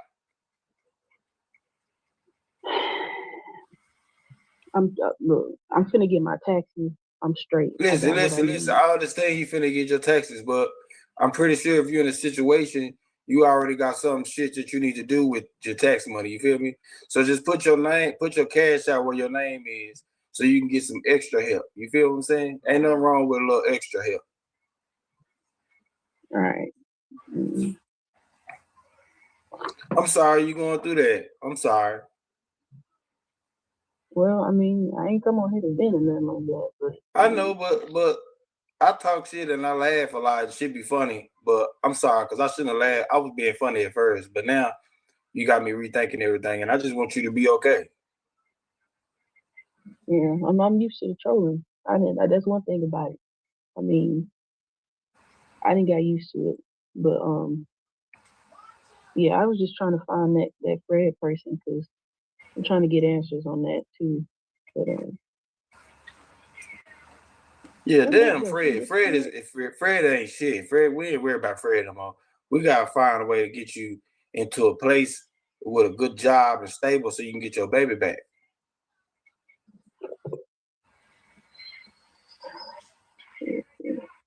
Did they give you some stipulations or some shit you had to do to be able to get your baby back? Like basically, all I gotta do is get housing and like I take my medication because I have anxiety and stuff. I got PTSD. So I take my meds. I'm going to my appointment. Um, I'm doing what I need to do. I'm working on getting a job, stuff like that. I'm doing everything that'll look like on paper, you know, like which is not light, like I'm faking or nothing, but I really am trying. Like I'm never in that shelter for real. Like I'm always out of there. I'm always going somewhere. I'm always trying to find a way to get some money. I'm always trying to find a way to get a job, stuff like that. So I'm not just bullshitting. And then they see that, and it's a case manager at the shelter. Like she done reached out to DHR. She been speaking on my behalf, stuff like that. So I got people too in my corner, you know, that's helping me. Hell, it's even people at the shelter. It's somebody in the chat said they got a crib in Huntsville that they ain't even using. How much they'll pay take for rent? Did you hear the question, Divine Nines? Yeah. Shit. How much for rent they'll take? Oh, this the baby too. This my baby. Her name Truist. Oh, cutie pie. Yeah. She 25 days old now, almost a month. But yeah, Well, it's been people helping congratulations on me, having a healthy even baby. in the shelter. Appreciate it. Yeah, it's been people helping me. Shoot, people at the hospital, they gave me a bunch of baby stuff. Like they gave me they don't even know me. They was just helping me. Like, you know, I was just in the hospital. They got me a car seat, diapers, diaper bag, the whole bunch of stuff. And then I met somebody at the shelter. They got me. They helped me get storage. I just paid my storage. They helped me get storage. Like, it's just been people. God has been putting people in my path to help me. You know what I'm saying? So it's been a lot. But God, I see how God is working. I see how God is still. Even without my family, I don't need them. But God has made a family. You know what I'm saying? Out of strangers, and it's kind of always been like that. So that's why I'm like, I don't really need nobody. If you gonna help me, help me. And if I can help you, I'll help you. I ain't on that type of time. I ain't that type of person. That's why I can get crazy, because I'm a genuine person and I'll help anybody. I don't give a fuck if somebody on your side. They could be a complete stranger. They don't gotta have your same blood. It's unfortunate that your own blood can turn on you, but some people are more family and they don't even have your same blood. They don't even have your same nothing. And I've learned that. So, you know, anybody out there going through that, Let me go find it, Juice Box. I didn't see it. Let me go find it. Oh yeah, I asked her about the rent, and I don't need no rent. Just get on your feet. Oh shit. Well, I still want to get some. You hit me up. Let me see. Look, this is what we can do. Divine Nine, hit my. Listen, let me tell y'all this too at the same time. I see a lot of y'all be hitting my main page on Instagram. I know y'all be a lot of trolls and shit, so I ain't even been accepting nobody on my main page. So I'm gonna take that shit down. But join the speaker box, follow the speaker box Instagram, and I accept everybody on there, and I message back and shit. So Divine Nine, hit my speaker box Instagram, and what I call you, peaceful lady. Yeah. and peaceful, you hit my speaker box Instagram, and that way y'all can link up like that and change numbers, and y'all can have the conversation y'all need to have. You feel what I'm saying? Okay, bet. All right, well, I'm about to drop down. Snoring, gasping. Don't even leave. Like, just stay and hang out with us. You ain't got to say nothing. Just hang out. Shit, we can probably make you laugh today and enlighten them spirits up. You I feel do. me? Even though people be trolling me and shit on this bitch, I do be laughing. I be weak. Even when they be trolling me, I be laughing at it because it's funny to me. But yeah, I'm about to get on. I got my other phone. I'm finna get on Instagram, because only social media I got is YouTube. I did just make an Instagram, but I don't be on this shit like that.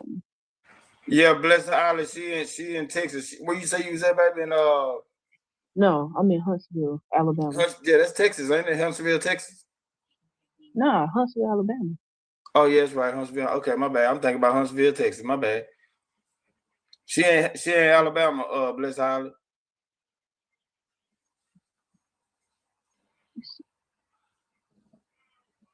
Damn, why this shit acting so slow?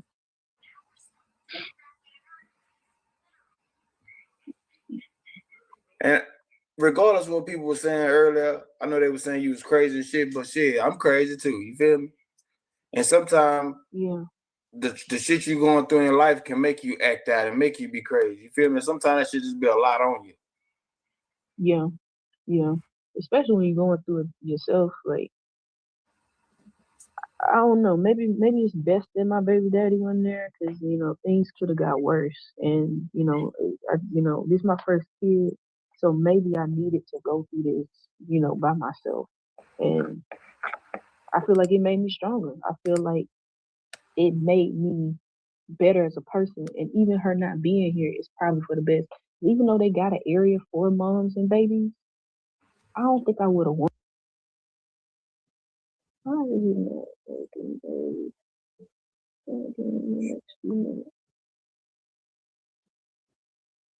Okay. There Have you we ever tried to get some security jobs? They do be hiring like a mother. They hire anybody. Yeah, I done worked too. I worked for a company called DSI, which that's the interview that I got. And then I done worked for it's a place called Block by Block or something like that. And they was more like they low key made us like the police, to be honest. They low key was acting like we was the police. We worked outside in the downtown, but yeah, I got security experience too. So I could definitely do that. And that's quick money. Cause we got paid weekly. I'm trying to log into my damn Instagram on this phone. You know what? This is what I'm about to do. I'm finna get on my other phone on the stream.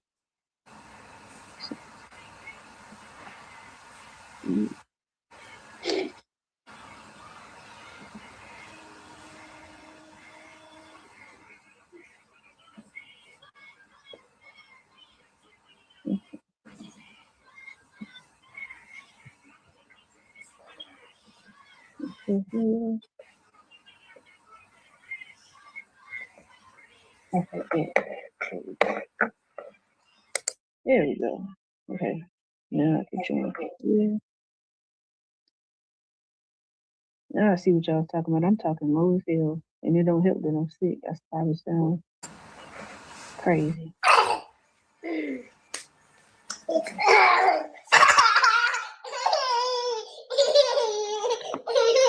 Oh, you got a baby too. What? Again?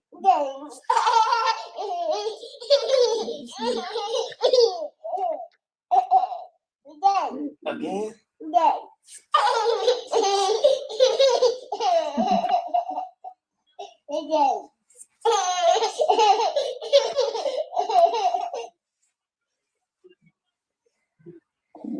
Google.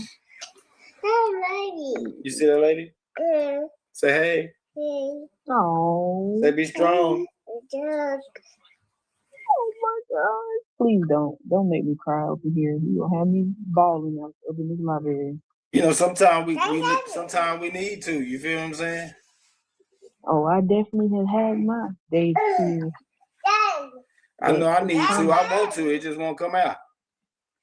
You gotta get it out, especially as a man. You gotta. Yeah, I know. It's hard to get it out. You know, I got so much going on in my life. But you know what gotta I'm let saying? it To out. where I need to get it out, but I got so much going on and shit just won't come out. Yeah. Do you go to therapy? Do you go to church? Yeah, I go to therapy and everything.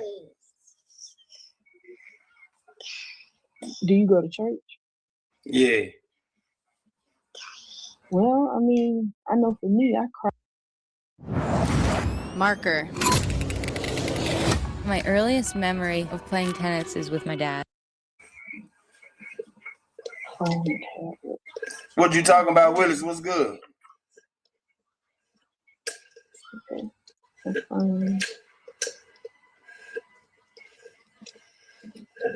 This is me. Bam.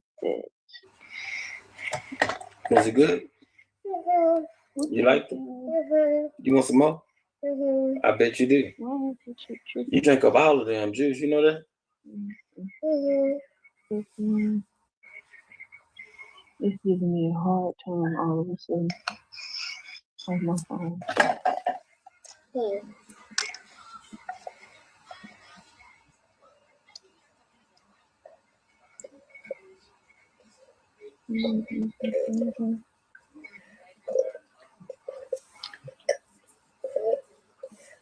Thank you, Lily Mother.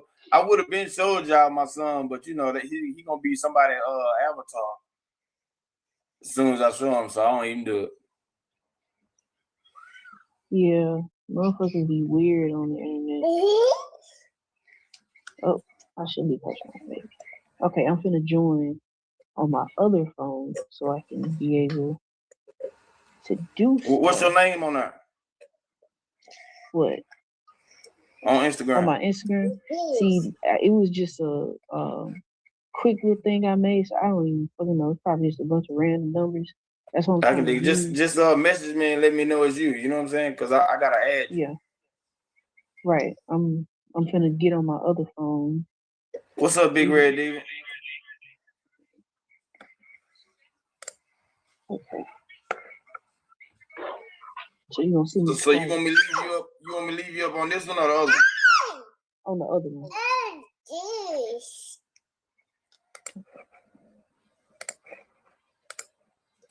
Bet. There we go. Okay, so now I should be able to do shit on this phone. Okay. There we The go. first perspective. What's up, baby? Okay. Thank you.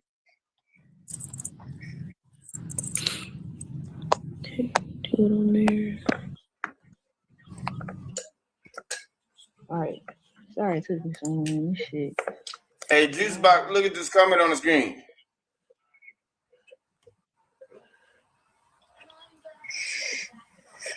You hear me, Peaceful? Huh? Read the screen. What'd it say? I just called Spirion staffing off with. Okay, Spirion. Oh yeah, I know. I've heard of Market Street. And the bus system ain't too bad out here. It's real easy to get around. It's only like 50 cents, like one way. So they give us bus passes too. So I shit. I see how God is making a way. You know, it's real easy to move around, especially because like I lived in California for a little while. It's harder to get on your feet out there, you homeless. But out here, it looked like it's gonna be real easy to do. But yeah. Juice. All right. So you drinking up all the damn juice. That you just gonna drink it all? Yeah, you better start getting your ass on the pot, because you run through them diapers, all that shit you be drinking. Oh, you think that's funny? You think that's funny? Huh? You think that's funny?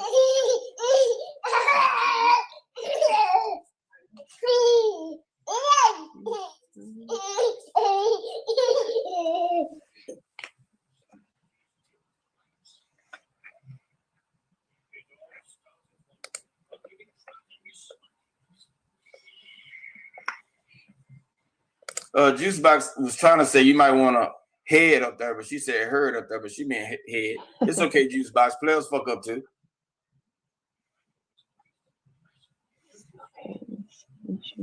Jay De Niro, what's up? Man, I ain't worried about that clown, man. He a goofy, man. He ain't got nothing better. He got a breakthrough on the case every day. Bless you. Thank you.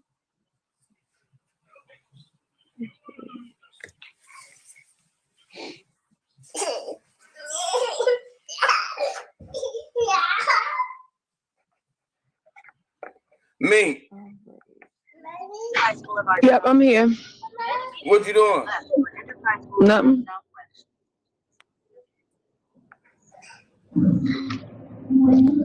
Working. You working hard or hard at work? Working hard. For sure. Make a U-turn, then continue straight. Continue straight. I want me some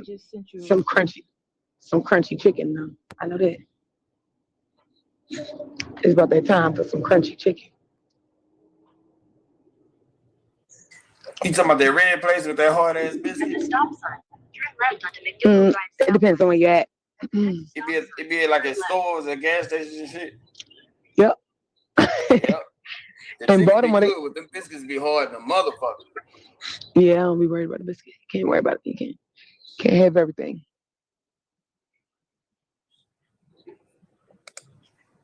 All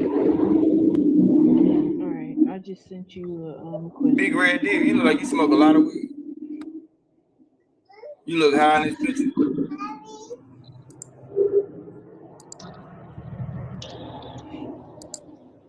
You said what? I sent you a request on Instagram. Let me go see. There it goes. It's under peace. Be still.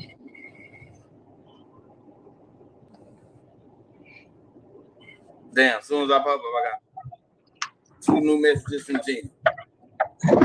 Put my phone number in the back chat. It's this crazy lady named Gina. She told me to give you her number in the back chat. I don't know why. But even though she's crazy, I'm gonna still put her number in the back chat. And you just be careful. She know who Gina is. Too. Huh? She know who Gina is. Yeah, I done seen Gina. I feel like they be doing her wrong. You know No, they don't. No, they don't. You're damn self wrong. Imagine if every corner of your kitchen was as iconic as that corner, where the difference between last year's meltdown and this year's glow up. Damn, she be really that fucked up. Y'all be talking about her like a dog. Cause that's what she be doing. She's a dirty scoundrel. She probably trying to get you to sell get some drugs. So you might not want to deal with her. Check the back chat, Peaceful. I'll put her number back there. She ain't got no resources. She ain't had a job in how long? She got fired from her job. You don't know references. You don't want her to be nobody for you. But she is a trick. She will give you some buy you some baby shit. Oh yeah, she will do that. She'll definitely give you some baby shit for sure. Oh yeah, it's tax time. She might got some tax money too. So go ahead.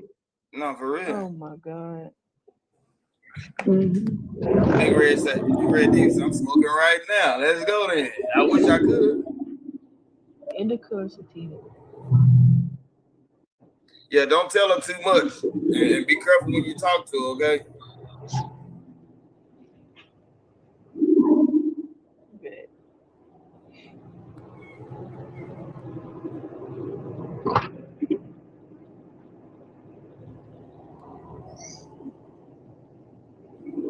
Damn, my phone went dead.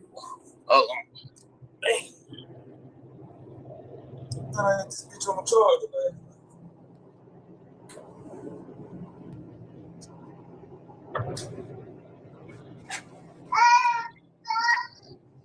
What?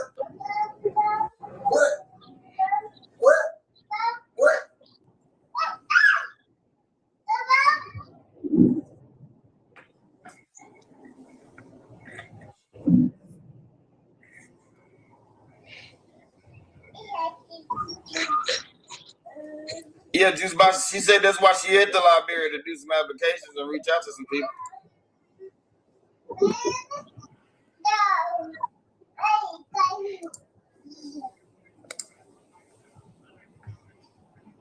Y'all make sure y'all hit that like, share, and subscribe button. I know this ain't the show we supposed to do today, but hey, it is what it is.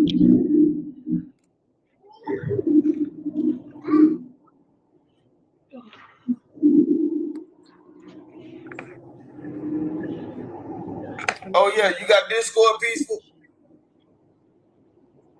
Yeah, I got a Discord. Join my Discord. Okay.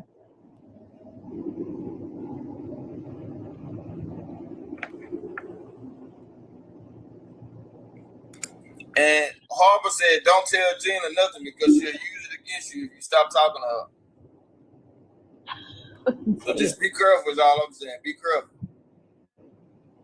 And LBC said, are you in Madison? Yeah, I'm in Madison. She said, yeah, LBC, she in Madison.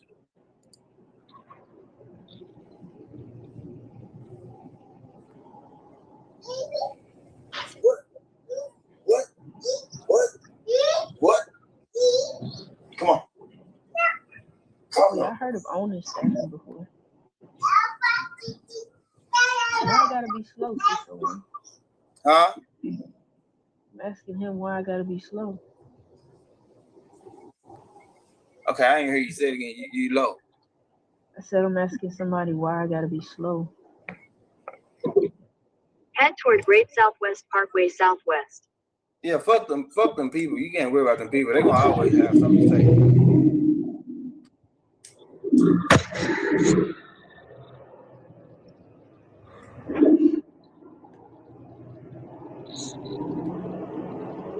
They can keep their damn mouth shut.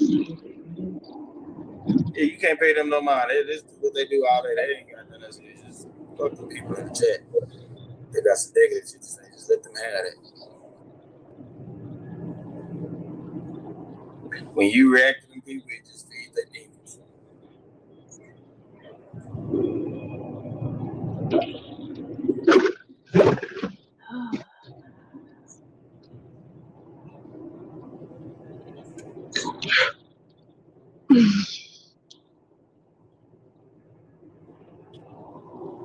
How old are you? 28. Oh, okay. The hell?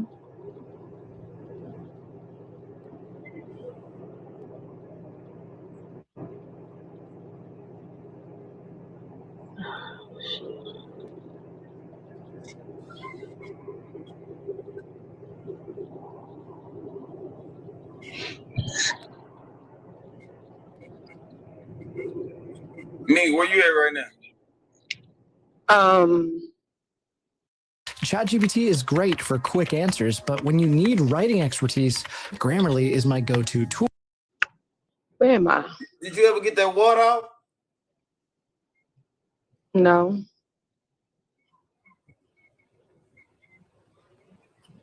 Damn.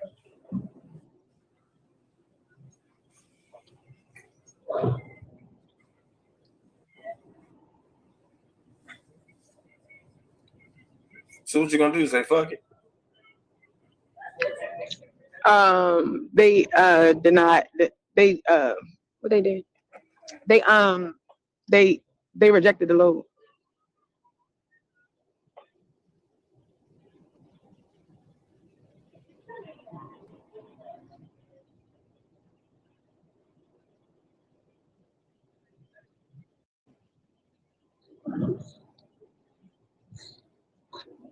What's up, Pick Pick?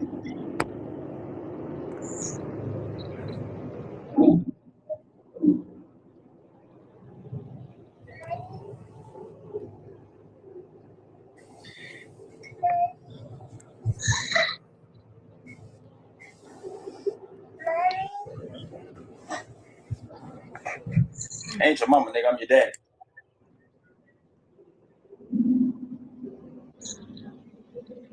I don't know how to do this.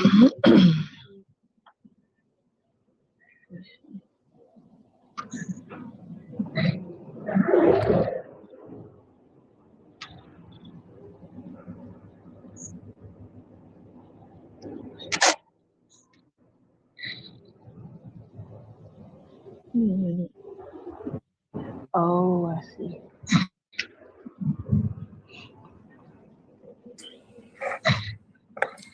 Fred, I want to know where Fred, where your ass at? Me call Fred on Discord. I know he didn't answer. He said, I want to know where Fred, where your ass at?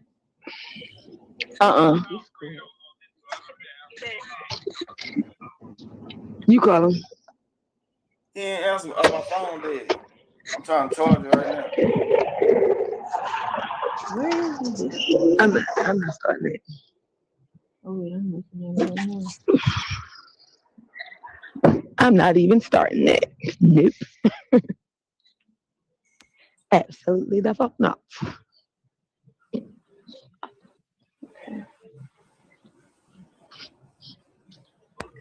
Yeah, my shit dead. I gotta let my shit charge a little bit. He in the Discord looking at. See what he's saying.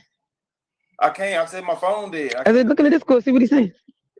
Oh. He said, He ain't scared of you. He just standing in the Discord. Nigga say, I'm sorry. I say you sorry. You ain't gonna do it no more. Nigga say, I'm sorry. I ain't gonna do it no more. Fred crazy, man. Fred hell on wheels. Yep, that's Fred.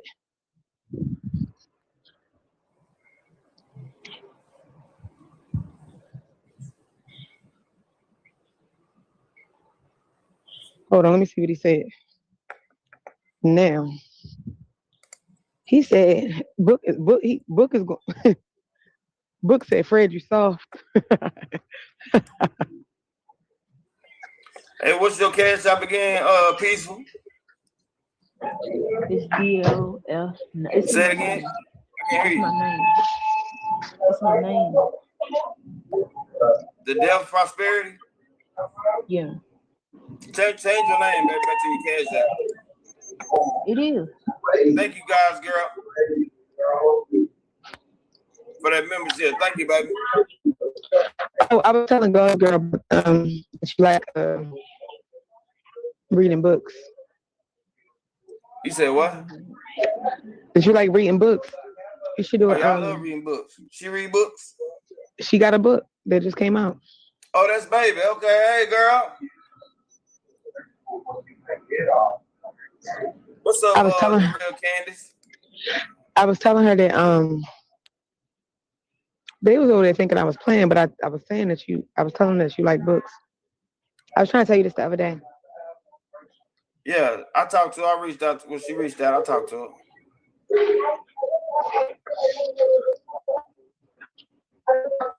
But you should probably you know how you was talking about doing the Hold on real quick. Bombs of today. First off, I can do what the fuck I want to do on my motherfucking channel. I can change what I want to talk about on my motherfucking channel. This is my motherfucking channel. If I feel the need, I want to speak out and change the narrative and not fuck with Fred today and talk about this young lady that's going through some shit and needs some motherfucking support, some love, and some motherfucking somebody to feel like they care about her. That's what the fuck I'm gonna do on my motherfucking channel. This should say the speaker box. I don't know if you seen it, but that should say the speaker box. John G. If you don't like the motherfucking content for the day, feel free to tear your ass. That's Gigi. I don't give a fuck who it is. You pathetic for not having empathy, and all you want to care about is somebody talking shit.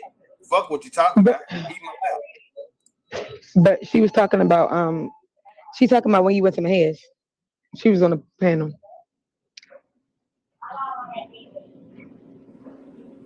But you know what can I say?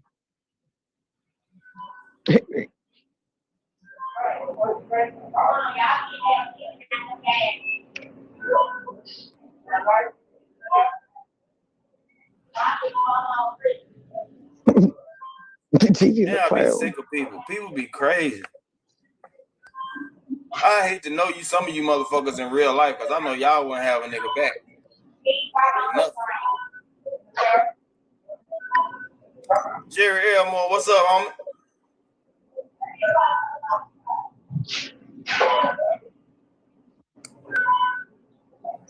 What's up, Lil Wayne fan?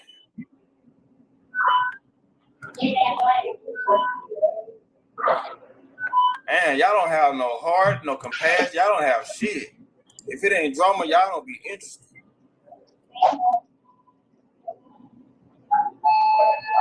The time it took you to type that long ass message, you could have said a prayer for the girl, regardless of how you feel about what the fuck going on. Yeah, people be on that type of bullshit. That's crazy. They'd rather talk shit about you than actually help you. When you're trying to figure shit out. Hey, you see the comment Juicebox said on the screen? Sean G asked her if she's against working.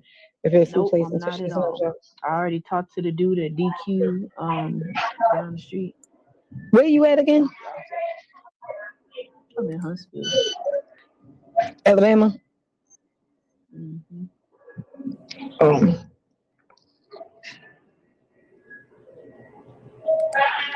Hey, bomb soft. Since you can't get your shit together with your good dick sucking ass, we'll see your ass another time, but not over here. Go find you somewhere to hang out at.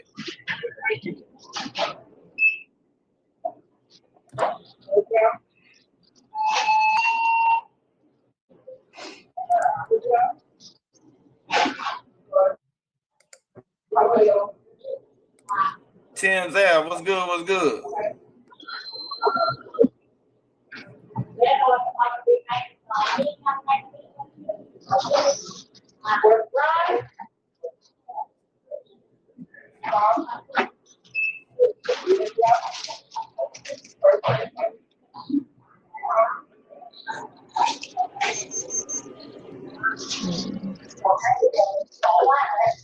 Yeah, see, that's another thing. See, it's been a blessing coming on this shit, but at the same time, this shit been kind of warped my mind because people be making plays and doing shit, and it made me want to try to figure out stuff and have to do certain things to figure out shit.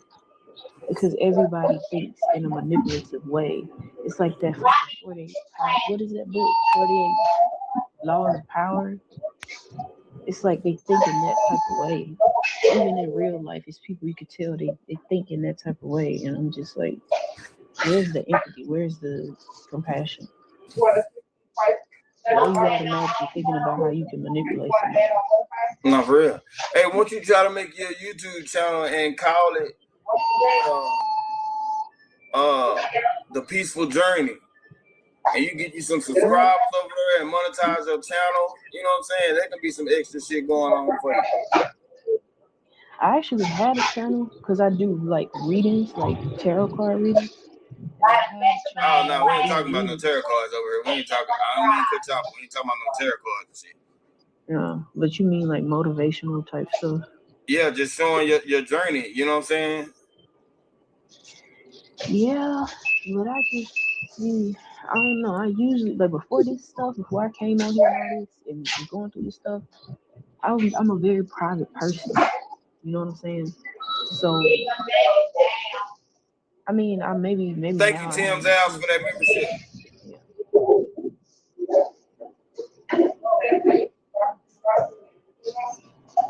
But yeah, I mean, I have. But the Soldier Part 1, this is the thing, Soldier. I know for sure that men don't get that same compassion, but that's how we raise, that's how we program. You know what I'm saying? We program like that.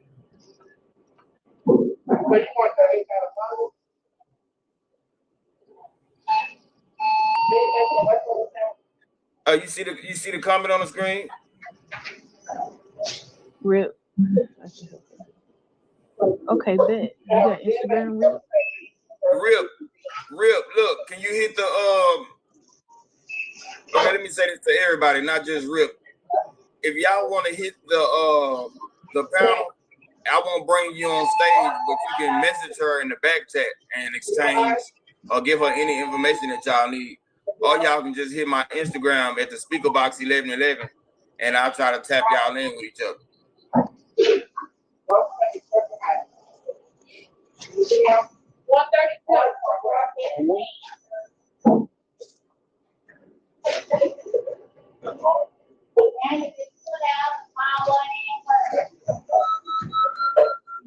Hey, Mama Mia, listen. E-Mills, I feel y'all. They say everybody that I know that play with two cards don't have good luck. I just heard you gotta have one spot. I chose to go with God. That them cards and shit. Every time.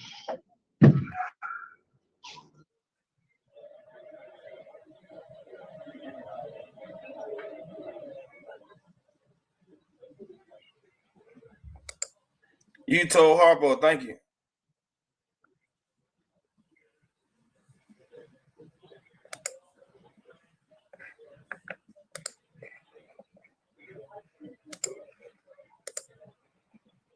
Yeah, peaceful. You derailed the show today, but I'm glad you did. And I hope I don't know, I hope people that so-called know you from this app, I hope they got a different perspective on you. I just hope everything was good today. I hope you feel good. I hope everything be okay. I appreciate it. I appreciate y'all help. I appreciate y'all wanting to actually listen. No, for sure. They project shit out about me because they don't know me. You know what I'm saying? They just go by what they know. But I got a big heart. You feel me? I got a real big heart, and I don't know. I always like to help people. Shit, if I'm being honest, if I can, I'm not in a position to help you financially because I'm a broke ass nigga. You feel what I'm saying? But if I can be your friend and somebody that you can lean on and just talk to and get some uplifting words, shit, I can be that all day. You know what I'm saying? Yeah. That go way further than money.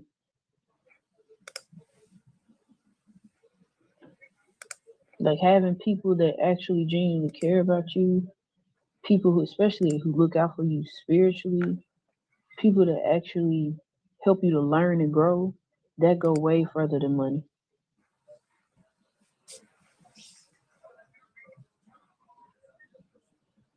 So that's why I'm like, when you was asking me about my cash app, like I don't really care about that because I still can do what I need to without money.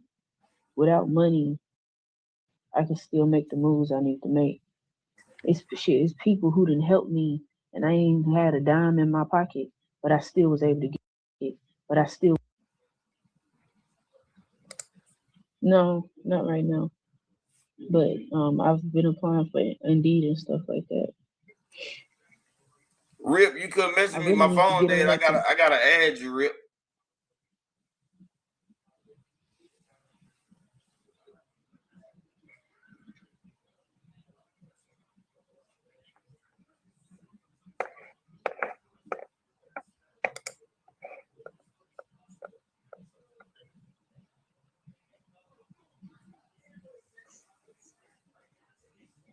Okay. Let's see. They still trying to make me. Yeah. I'm probably gonna get off here because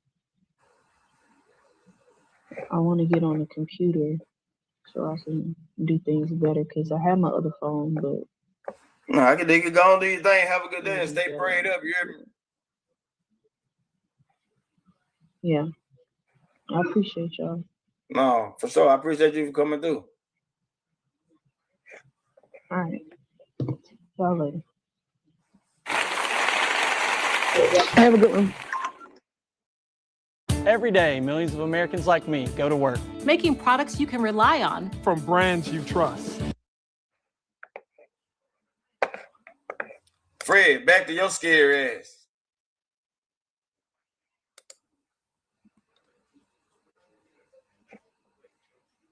We ain't got but a few minutes left, Fred. I might not be able to get on your ass today.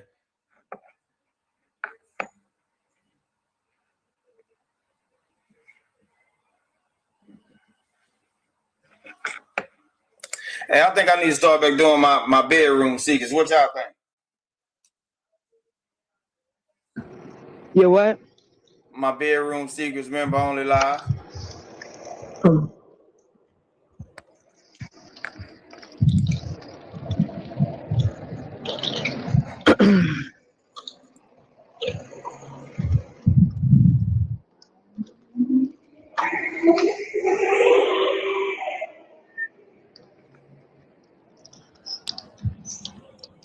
G-Spot's going on. You know I'm handsome in the motherfucker. Smoke till Gerald Levert picture. I can't fuck with you, Spot, boy. She got my motherfucking nerve. That motherfucker say that Gerald Levert picture.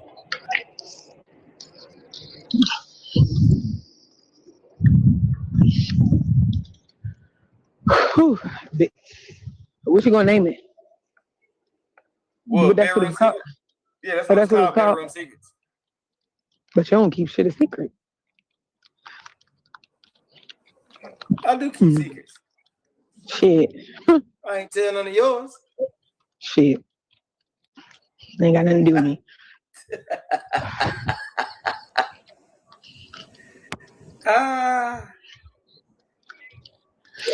He got a big mouth. He got a big mouth. You do too.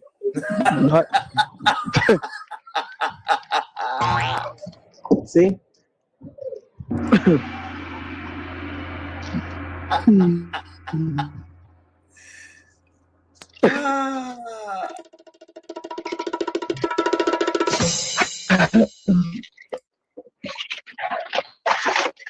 Lord have mercy.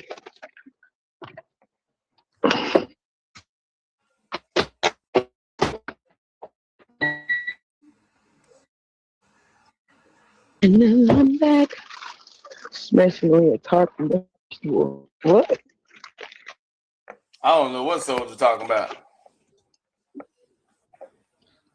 Soldier freaked out. He sound like a homeless person right now.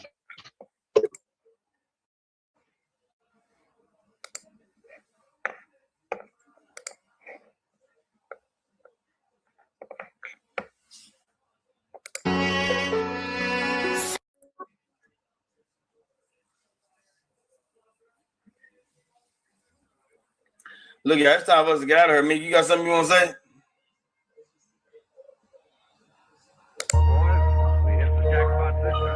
I guess not. Mick, you ain't got nothing you want to say, huh? All right, y'all, we out this mug. Hope y'all enjoyed the show. I know it wasn't when we started it to be, but we lit.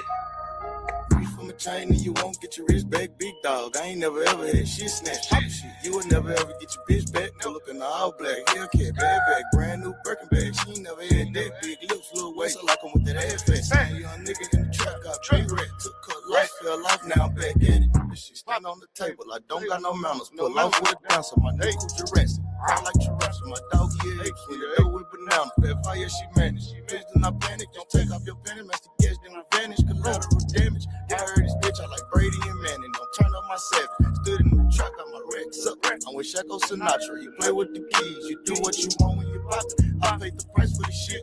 No, we not missing the beat. I catch a DV like Ike, the man on the moon. I told that bitch you can beat it. Put my new shit on repeat. Play it again. I bet the bitches don't feel me. Till I get stuffed in the blunt. Don't forget I punt. Why Shacko Rich buzz down the field? Living my life, bitch, we lit. She look like a tick. These are Dior's, not Balenci's. Hitters on standby. They just a call away. The streets took my dog away. Ain't looking for handouts. I took the all away. The Drake cut a barber fade. Reach from a chain and you won't get your wrist back, big dog. I ain't never ever had shit snatched. You would never ever get your bitch back. Pull up in the all black, Hellcat, bad bag, brand new Birkin bag. Face when I'm in a rave. They be thinking I'm a plug, but I really ain't. So I bust to you.